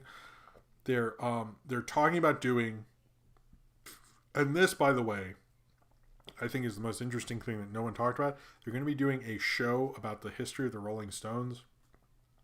That sounds like a really good show to me. There's enough crap there. It's called The Stones. It's going to be on Hulu, and I guess Star. And then here was a thing that a couple people went, hold up, what the fuck? They actually said Searchlight and Fox will take all of their non-franchise stuff to Hulu. No plan on when that starts. So everything that Fox Searchlight and Fox Century, whatever the hell it's called, is all going to Hulu or Star. It's not going to theaters. Again, people should have probably been more freaked out about the theater thing by some of these announcements. That's all I'm saying. Kate McKinnon show The Dropout will be going to Hulu, about the whole blood thing and all that stuff. You should listen. The podcast is actually very good about her. Rosario Dawson is going to be doing a show called Dope Sick on the opioid crisis. So she's doing 2 things on Disney. There's a thing called Only Murders in the Building with Steve Martin and Martin Short, which sounds also Selena Gomez is there. That's cool for her. Actually, that's really cool for her. She gets to work with 2 amazing comedy legends. A mystery show called 9 Perfect Strangers with Melissa McCarthy and Nicole Kidman. And Atlanta is coming back. So Donald Glover's they really were showing Atlanta a lot. And then the only Nat Geo things that I found interesting. Oh, God damn it. We have more things after this. Then we have just Disney Plus stuff. Okay. So Nat Geo had A Real Bug's Life and then a Darren Aronofsky show with Will Smith. It's about a journal. Sounds weird. A journal to unlock the secrets of the world's most extraordinary and unexplained phenomenon. A Darren Aronofsky Will Smith show. I don't know what that's about. So here is, I think, is this it after this? Oh my God, Disney, what the fuck have you just done to me? Okay, you know what's funny? I wrote this in a weird way that at the end of this, I just wrote When Love Is Gone. Like, that's when I've lost hope, but it's about the Muppets thing, which we'll talk about after. I just thought that was funny because I just feel like, oh my God. So this is it. This is the last Disney thing, last segment. Disney Plus stuff. The Beauty and the Beast working title thing with Luke Evans and Josh Gad is still happening. Ron Moore and John M. Chu are reimagining the Swiss Family Robinson, which used to be a big thing for Disney. I haven't watched that movie since I was a little kid. I have no clue if it ages well. The Percy Jackson thing was in this segment, you guys. Okay, the Percy Jackson and the Olympians is happening for Disney Plus. This is by the Disney Plus studio. You have too many divisions, Disney. It's confusing.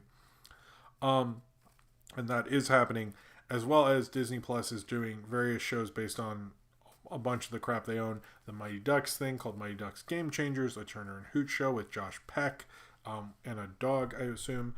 A Big Shot, a celebration of girl power set in the world of high school basketball, starring John Stamos, Yvette Nicole Brown, and somebody else. And then the Mysterious Benedict Society, based on a book series, apparently. All right, now we're done. Best number, 420 or 69? Depends when you ask me. Let's go with 420. Cheers to you, Javier. All right. We're done. Disney, get away from me. I don't want to. Oh my God. All right. So speaking of a property Disney did not talk about during this thing, the Muppets. So apparently Disney is. Oh, God damn it. Disney is restoring. Doing a 4K restoration of the Muppet Christmas Carol, and as a part of that, they're restoring When Love Is Gone. We're not sure what they're exactly going to be doing with the restoration of When Love Is Gone, which is a musical number cut from the movie. I talked about it, I believe, in my review of Muppet Christmas Carol, which I made last Christmas year or whatever. I like the song. I do think it's almost like too serious. I understand why they cut it, even though it like shows like a great moment in it. I do think like the acting, like Michael Caine is really great in that movie, and that's like very like almost like painful kind of musical number in terms of like how he's upset that he let the love of his life go. So I'm glad they're restoring it. You can watch it on YouTube now if you want to, but it is a good musical number. Muppets Are Dead. Wow, Paleo. What the fuck? I'm glad Ryan isn't here to see that. Just nobody tell Ryan Paleo did that. Ryan is going to cancel Paleo. I'm sorry, Paleo. All right. We'll talk about a couple things, and then we'll get into HBO Max. Man, Paleo, that was too real. All right. If you saw the Nobody trailer, it's basically like if John Wick starred Bob Odenkirk. It is directed by the guy who did Hardcore Henry. It looks actually really promising. I didn't just hear, like, I heard action people freaking out about it. I heard people who don't talk about action movies or John Wick movies freak out about it, which to me, I think shows something's going on there. It said just coming to theaters, which is a big old fuck you to you guys, but I'm excited to watch it on demand later. It does look actually like a lot of fun, like a good twist on it, because he doesn't, like, I understand you let these actors, like, every actor becomes an action hero and stuff, but, like, I think Bob Odenkirk could have a lot of fun with this. Okay. Then there's going to be an iCarly reboot. We really don't know very much about this reboot other than Jay Kogan confirmed it on Twitter, said it's going to be about the original cast as adults. Jay Kogan's a comedy writer for The Simpsons and so forth. This could be good. It sounds like it is going to be on Paramount Plus. We'll see what happens with that. Is much like the Sonic thing where it's the announcement that it's happening. What's the take? We don't know, but it's happening. That's what's going on with the iCarly thing. So there's, again, not much to talk about. I think it was a good idea since everyone's going to love doing it.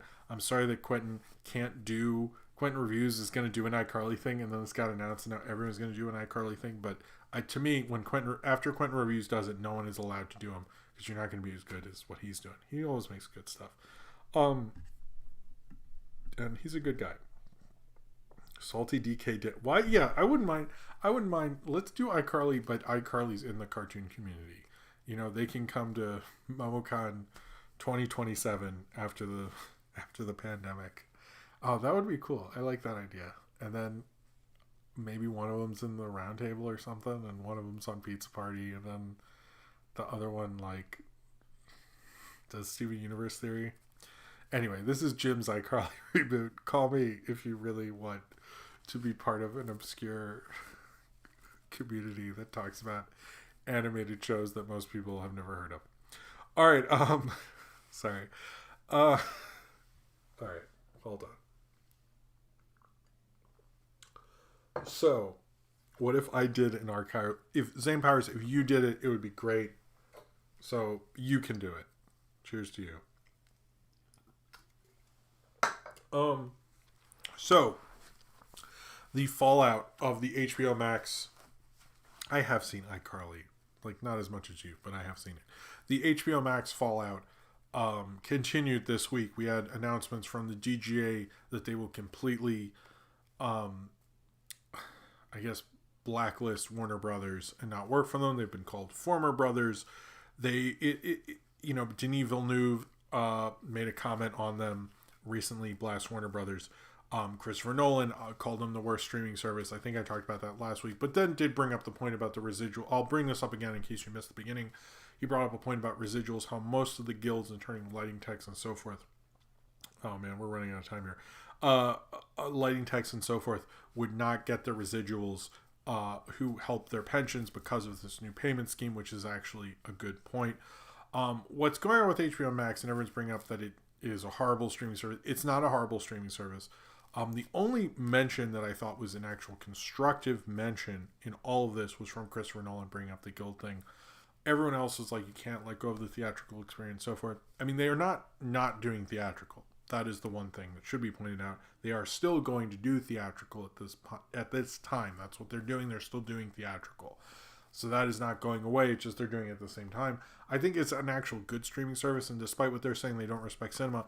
One of the parts of that streaming service is Turner Classic Movies.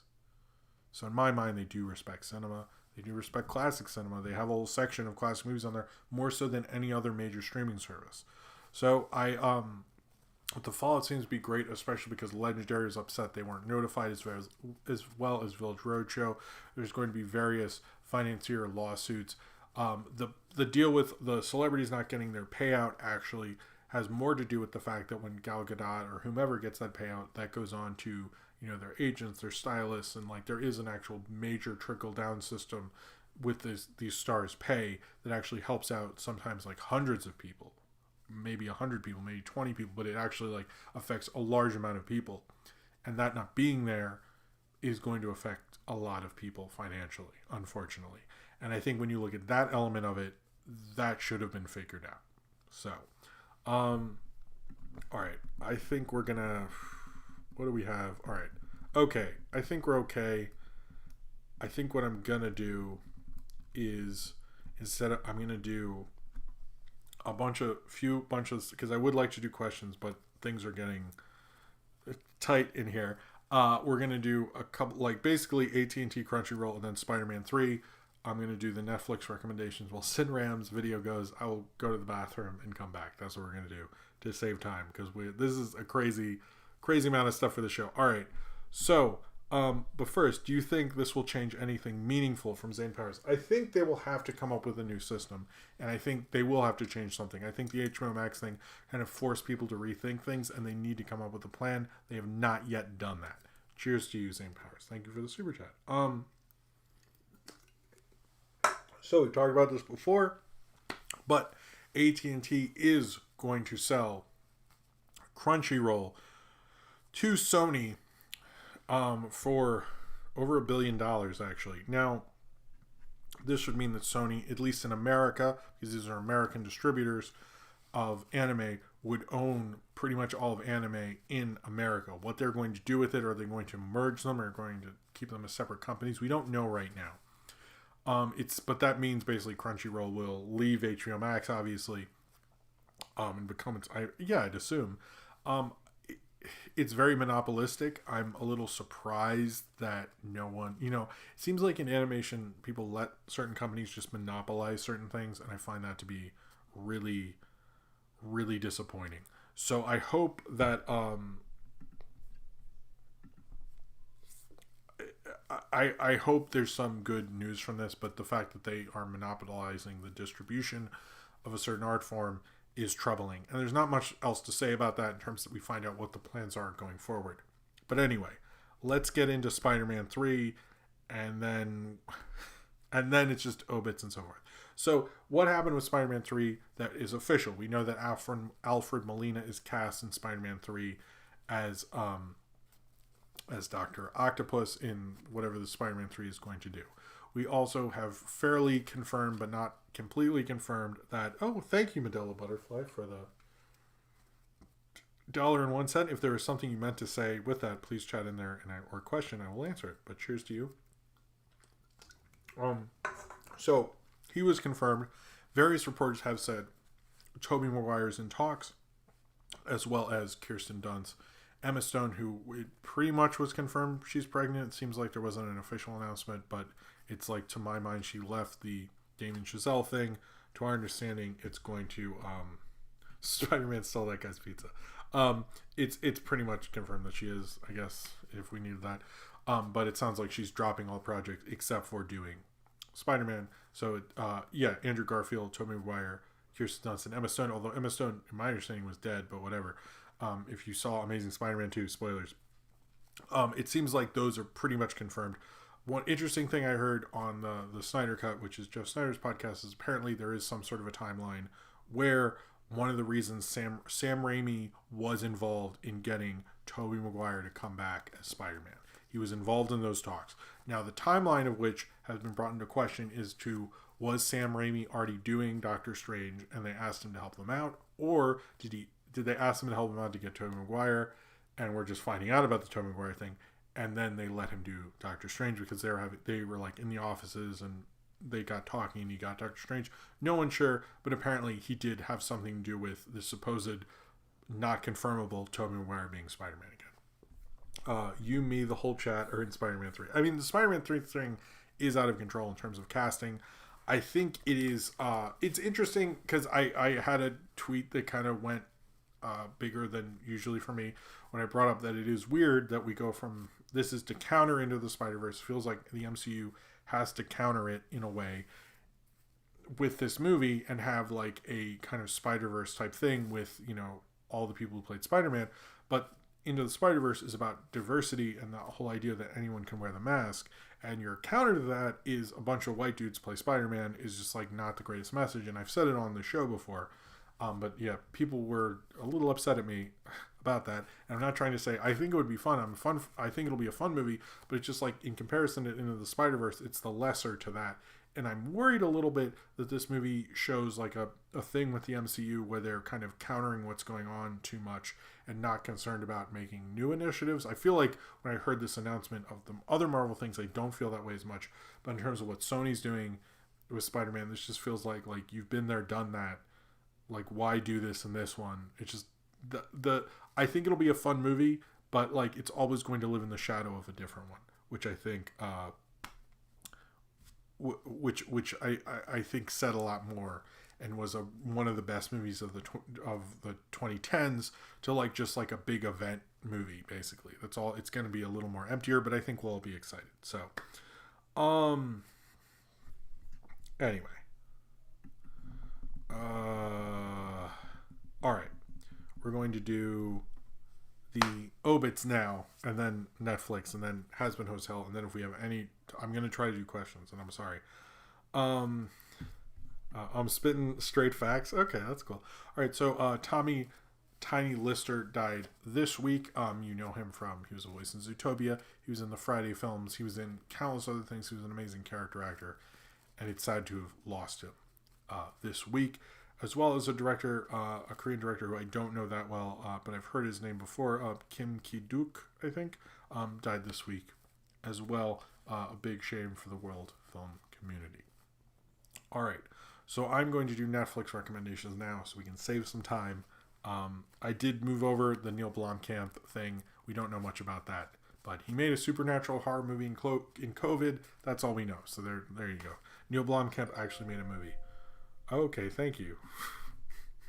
Holy crap, it's midnight. You're right. Okay, let's go down. All right, so every week I pick a different streaming service and give you recommendations from it to watch during these COVID times to check out.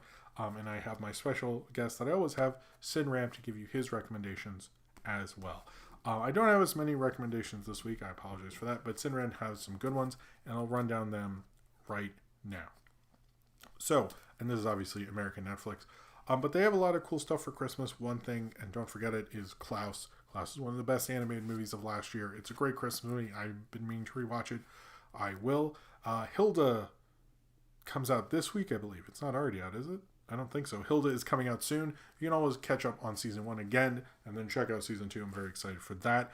White Christmas is not a great movie in my mind, but it is a great movie to wrap presents to. I've done it like almost every year, and it's just fun. It's like a sort of tradition of mine to watch White Christmas with Bing Crosby. He might have been a horrible person in real life, but White Christmas is a perfectly entertaining Christmas movie. They actually have the Super Mario Brothers Super Show. I think it left and came back, but it is there now. They have E.T. again somehow. It left and went to Peacock. If you want to watch it without ads, it's on Netflix. E.T.'s great. I had a great time watching E.T. and I've been trying to get more kids to watch E.T. because I think it's just a fun kids movie. It's just E.T.'s great. If you want to, if it's been a while, just rewatch it. They have the one with the guns, not the walkie-talkies, if that's a concern, or they at least did last time.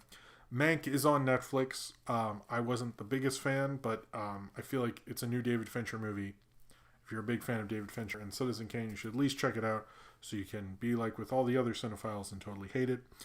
They have 2 big Martin Scorsese films, actually. Mean Streets and Taxi Driver this time. I know I've recommended Taxi Driver before because of Joker and how I felt more people like Joker should see Taxi Driver. Well, you can see Mean Streets and Taxi Driver, which are 2 of Scorsese's early films. If you were ever like, hey, why do people like Scorsese so much? Watch those 2 and you'll sort of figure it out. They have the original Mad Max is on Netflix currently. If you are more familiar with Road Warrior and Beyond, this is like it's still a classic. I think it's maybe not as good as Fury Road and Road Warrior, but it is really good. Both the Christmas Chronicles 1 and 2 are perfectly fine Christmas movies. It's fun watching Kurt Russell's Santa Claus. I think they're fun. They're just fun family films. I don't know if you guys have heard about this, but Paul Blart Mall Cop is on Netflix. I like the first one. It's a fun, perfectly acceptable movie. Maybe I should review it sometime soon. Everyone forgets about Real Steel, but I thought it was a really good Hugh Jackman film. You should check that out if you haven't. And then I'm still watching Sister Sister, so I'm just going to put it in here because I like Sister Sister. I don't care. I like Sister Sister. But let us go to, let's go to Sinram and hear what he has to say about his, recommendations on what to watch on Netflix. I will be right back after this, I believe. And let's go to him now and hear what he has to say about his picks to watch on Netflix. Hello friends, Scott here. My channel is called Cineram, and I am honored to once again be invited by Jim to appear on his live stream with some more Netflix recommendations for your quarantine viewing. I hope everybody's staying home and wearing masks when they go out and what have you, because it's dangerous out there, don't want anybody getting sick. Stay home, watch some good films, and I've got 5 of them right here for you. Steven Soderbergh's one of my favorite directors. He's tackled a lot of different genres, and one film of his that I think you'll really enjoy on Netflix is called Haywire. Gina Carano, who I'm sure you remember from Deadpool, and also some wrestling stuff. She's the main character in this. She's a special ops person who basically works for her own independent firm. She gets tricked by Ewan McGregor into kidnapping somebody, though she thought she was rescuing the guy, she and her people, so she exacts some measure of retribution there. Who else is in this movie? Michael Douglas, Bill Paxton plays her father, and there's some really cool fight scenes in it, really good fight choreography. It's just a cool movie. Oh, Channing Tatum, yeah, I forgot. He's in that too. So that's Soderbergh. Haywire is what it's called. Came out in 2012. Nightcrawler is one of Jake Gyllenhaal's best roles and one of his best performances. He's a real lowlife, scum of the earth. A guy who basically just rips off raw metal from private property and tries to sell it to make a buck. He hits upon the idea of videotaping crime scenes and selling the tapes to a local news station for cash. He's just the creepiest guy imaginable, and he actually has sort of blackmails Rene Russo, who works at the station, into having an affair with him. Yeah, he's terrible. He's terrible. One of the best scenes in the film is about him setting up basically a guy with an outstanding arrest warrant to be caught by the cops, so that he can capture the whole thing on videotape and then sell it to the news station. It's a really, really tense scene. Really good film overall. The director is Dan Gilroy, who's the brother of Tony Gilroy. Dan Gilroy also directed the Denzel Washington movie Roman J. Israel, Esquire. Stranger Than Fiction is directed by Mark Forrester. Mark Forrester is kind of a jack of all trades when it comes to directing, kind of like James Mangold. He doesn't have any particular genre that he specializes in. He's done everything from Monsters Ball to World War Z to Christopher Robin to one of the James Bond movies. Quite a resume.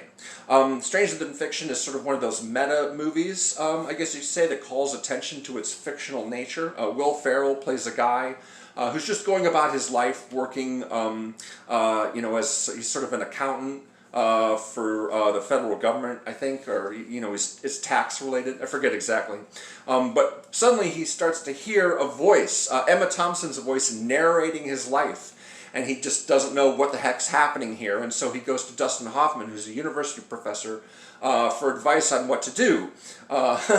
It's all a really weird situation, and it's pretty kooky. Plus he meets Maggie Gyllenhaal, who he kind of likes. She works as a baker.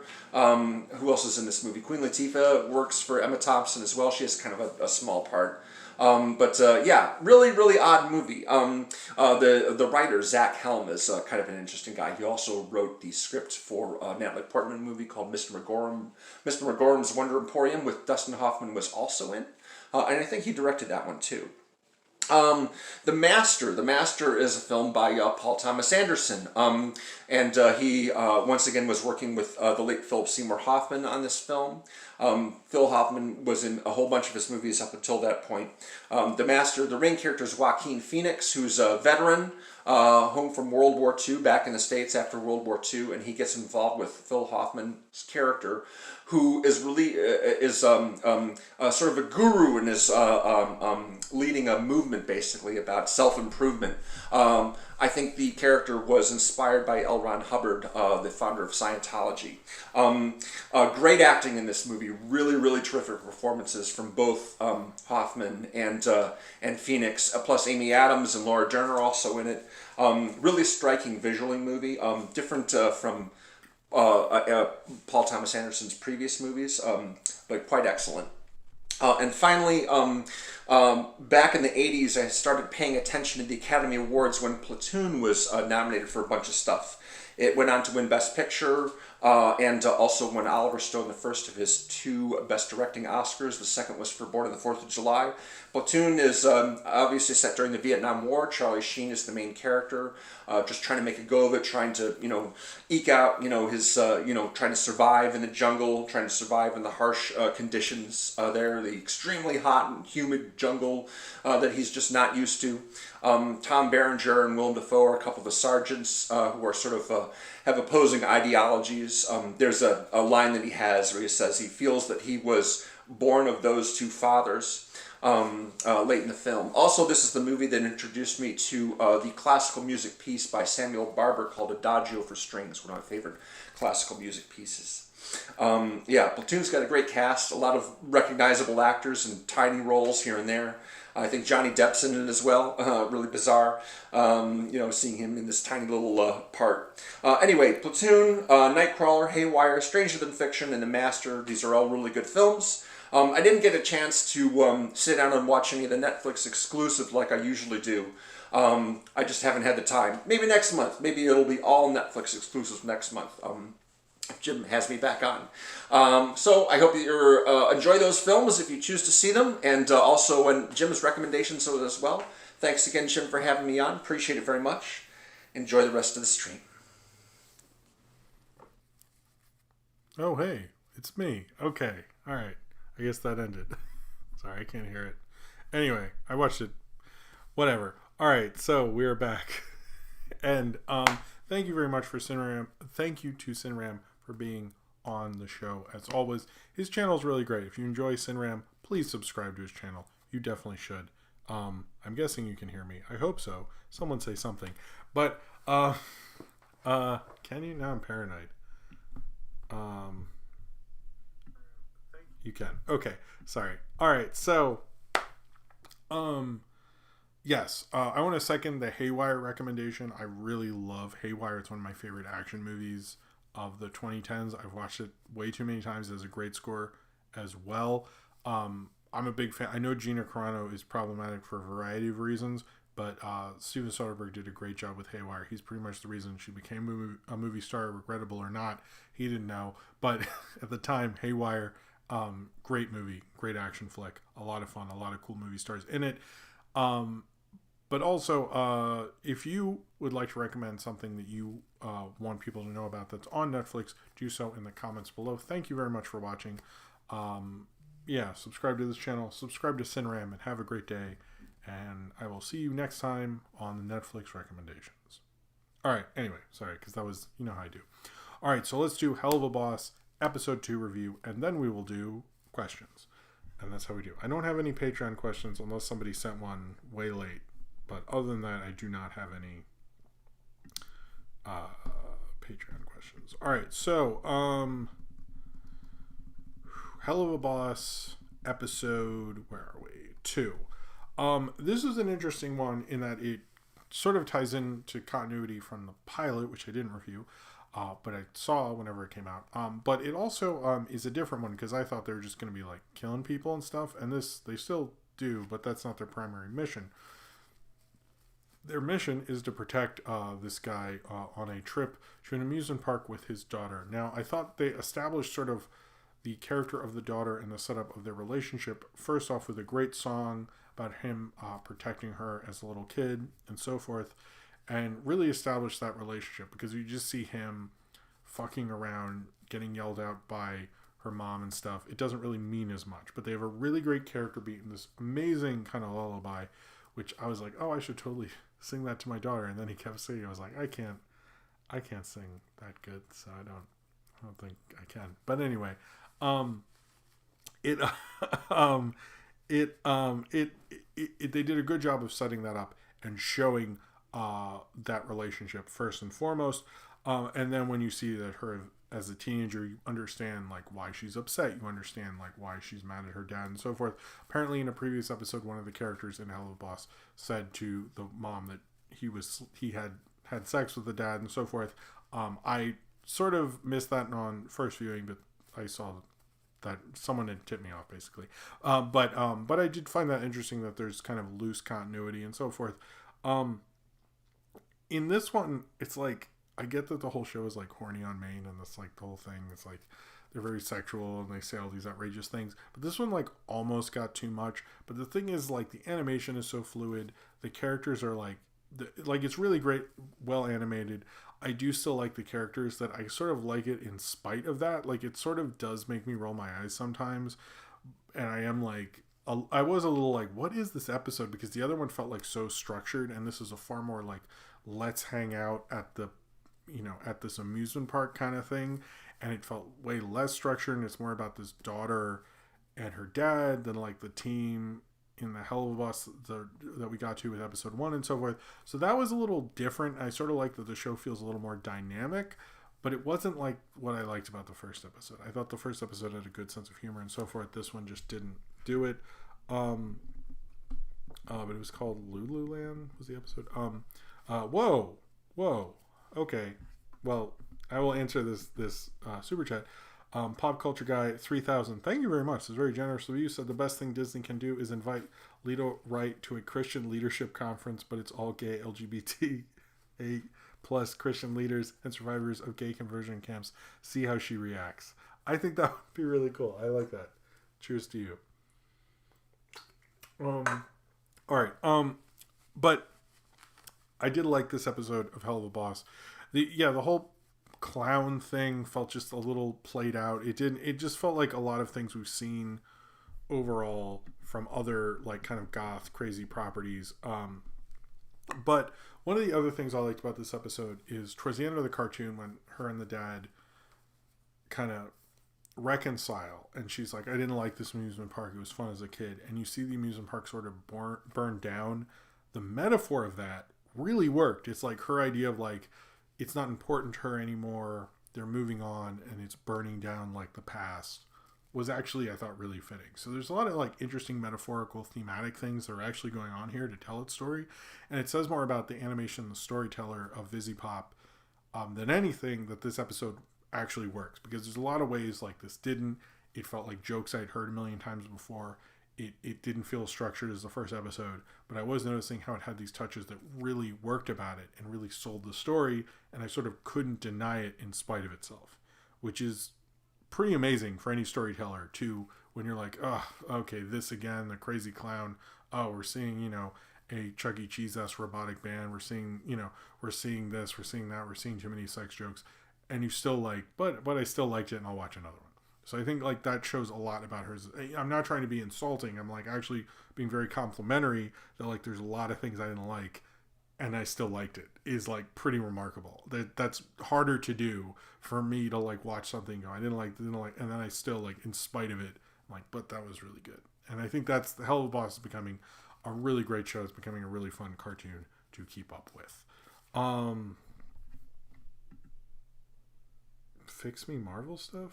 I don't know what that is, but if there's stuff I didn't get this week, comment it on the video. Leave a comment, say, could you talk about this next week you didn't get to? Because it was just like, the Disney dump was, whoa.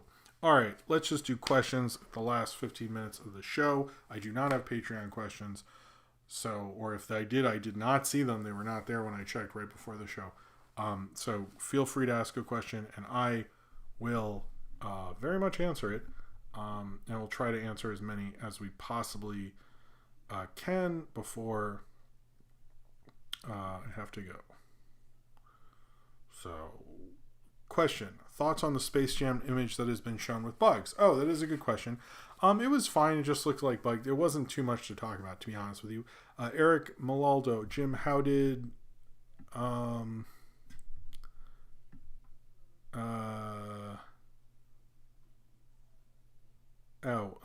mean, I'll answer it. I didn't know. He didn't develop that then, so I don't know anything about that. Wasn't around then. Maybe he had that in the back of his mind, but he never told me. Sunspot Mill, what do you think about DreamWorks making a Dogman movie? That does look cool. I didn't really get to research it fully because of the Marvel, of the everything that was going on. But from the little I know about it, it does look cool. But I didn't get to look that up as much as I usually would. Austin, what do you want to see in the new Blade movie? I actually really need to sit down with the other Blade movies, and once I get a date announced, I might do a series because I would really like to. I've only seen the first one, and I'd like to revisit them. I would like to see a horror director attached. That's probably my first thing right now. Major Mekazawa, I saw the Muppets Christmas Carol for the first time, loved it. So I was wondering, what are some adaptations of Christmas Carol you'd recommend people check out? There's a Scrooge in the 30s. I don't remember what year. That's more of a traditional one. I like that one a lot. I like the Mickey Mouse one. I grew up with that one. I kind of look at Muppet Christmas Carol as the adaptation. I grew up with the Mr. Magoo one. I remember liking that. So, question, is HBO Max a mistake from M Blood T? No, I think HBO Max works pretty well. Hold on. It's hard to answer all these questions. Because I missed my... Okay. I am Al Nick. Jim, please go watch The Wilds on Amazon Prime. I need a season 2. I don't know what that is, but I'll at least try to see what it is. And yeah, so I'm a little aware. Sunspot Mill, did you know that Daveed Diggs will play Sebastian in the Little Mermaid remake? Yes, I did. It's kind of... I don't know about that. I don't know about that movie. The cast seems alright. I'm a little curious about it from that perspective, to be honest, but I don't... Whatever. Nathaniel Foga, favorite music video? I don't know. I mean, it's like there's so many in the 90s. I used to really, God, probably 1979 with Smashing Pumpkins, to be honest with you. Sleepy Time 4Cat Productions. This is a good one. Will Tom Holland be in Spider-Man 3? That's a good question. I wonder. I hope he gets confirmed.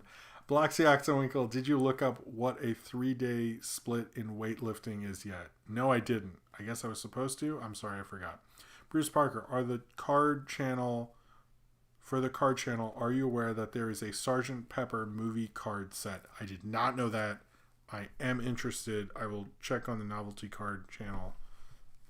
Post something on there, Bruce Parker. I'm very curious. Zane Powers, thoughts on Radio Disney shutting down? I actually... hot take here, don't care as much because I grew up with Radio Oz, who Radio Disney took out of business. So in my mind, they're getting their just desserts. Look it up. They really did hit Radio Oz. I grew up with Radio Oz, and Radio Disney basically destroyed them.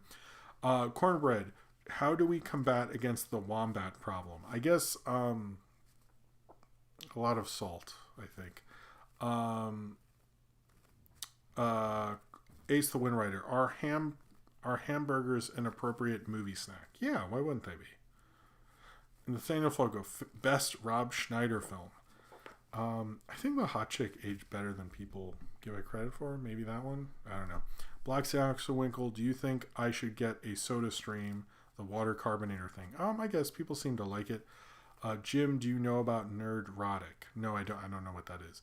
Zane Powers, did you see that Rick Ashley's YouTube channel has been deleted? That is depressing, and who did that? That sucks. Jordan Salafalo, how did you become a Lando fan? Just probably from, I always liked him as a kid, and he was always pitched to me as like part of the group, and I think I was just like sort of annoyed that like when the sequels came out, they acted like he wasn't part of the group. That just like always sort of bugged me, so that's sort of when... But I always liked him as a kid. I always thought he was like smooth and cool, and he seemed to be able to impress Leia, so that was pretty neat. Thoughts on Fallout Boy? He's a good sidekick to what's his name? Shit. Atomic Person?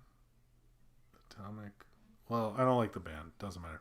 Best food you snuck into a theater? Probably just candy bars and beers and stuff. Nothing interesting. Favorite comfort food when you were sick? Probably like spicy Chipotle. Probably. If Pop Culture Guy 3000. If it was Space Jam image with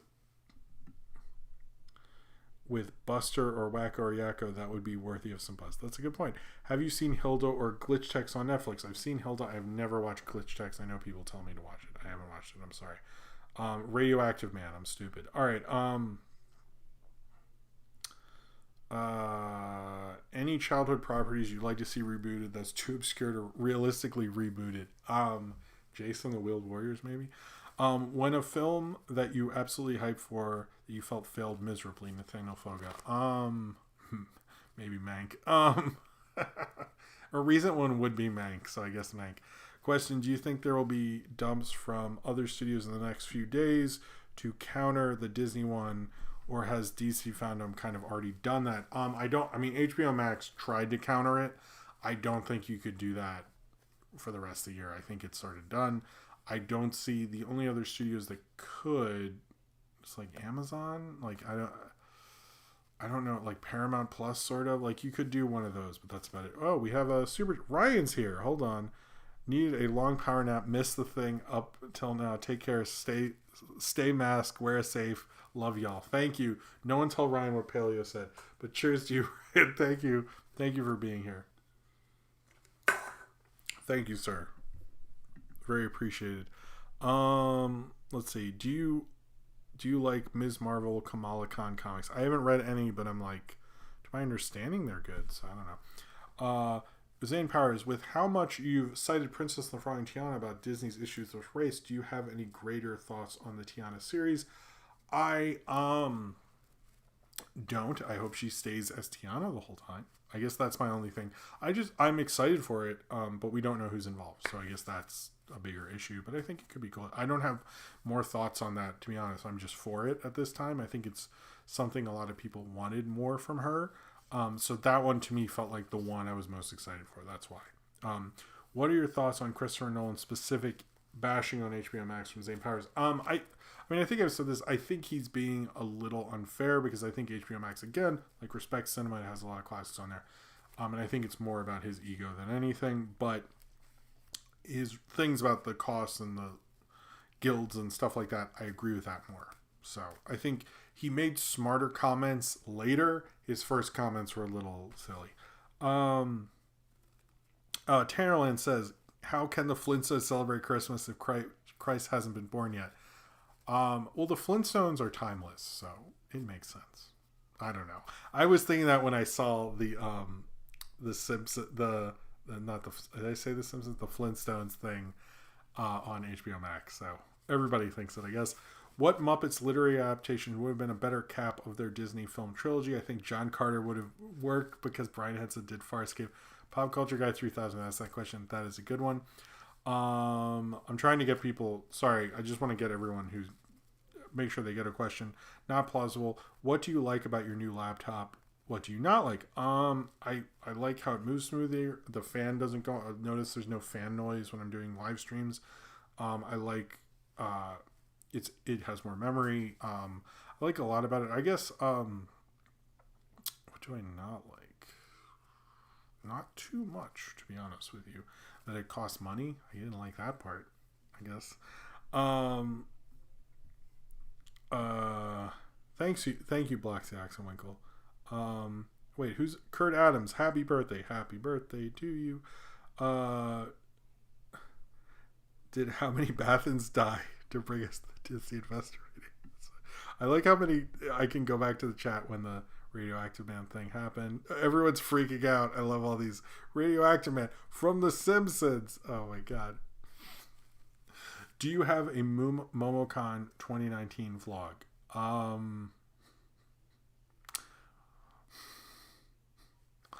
I did. We'll see what happens to that at a later date. It is currently unlisted. I think it's in a playlist, but there is a certain reason that it is that way, and I think you know. If you don't, you can figure it out. I'm not going to say on here. I might re-edit it at a later date, but I kind of want to see how everyone feels about it. Damn Jim. Favorite Weird Al song? Probably Eat It. No, Amish Paradise. Did you know about Cleopatra in Space on Peacock? I think I did, but that's worth checking out again. Let's see, one more question. I think we got everybody. Did I?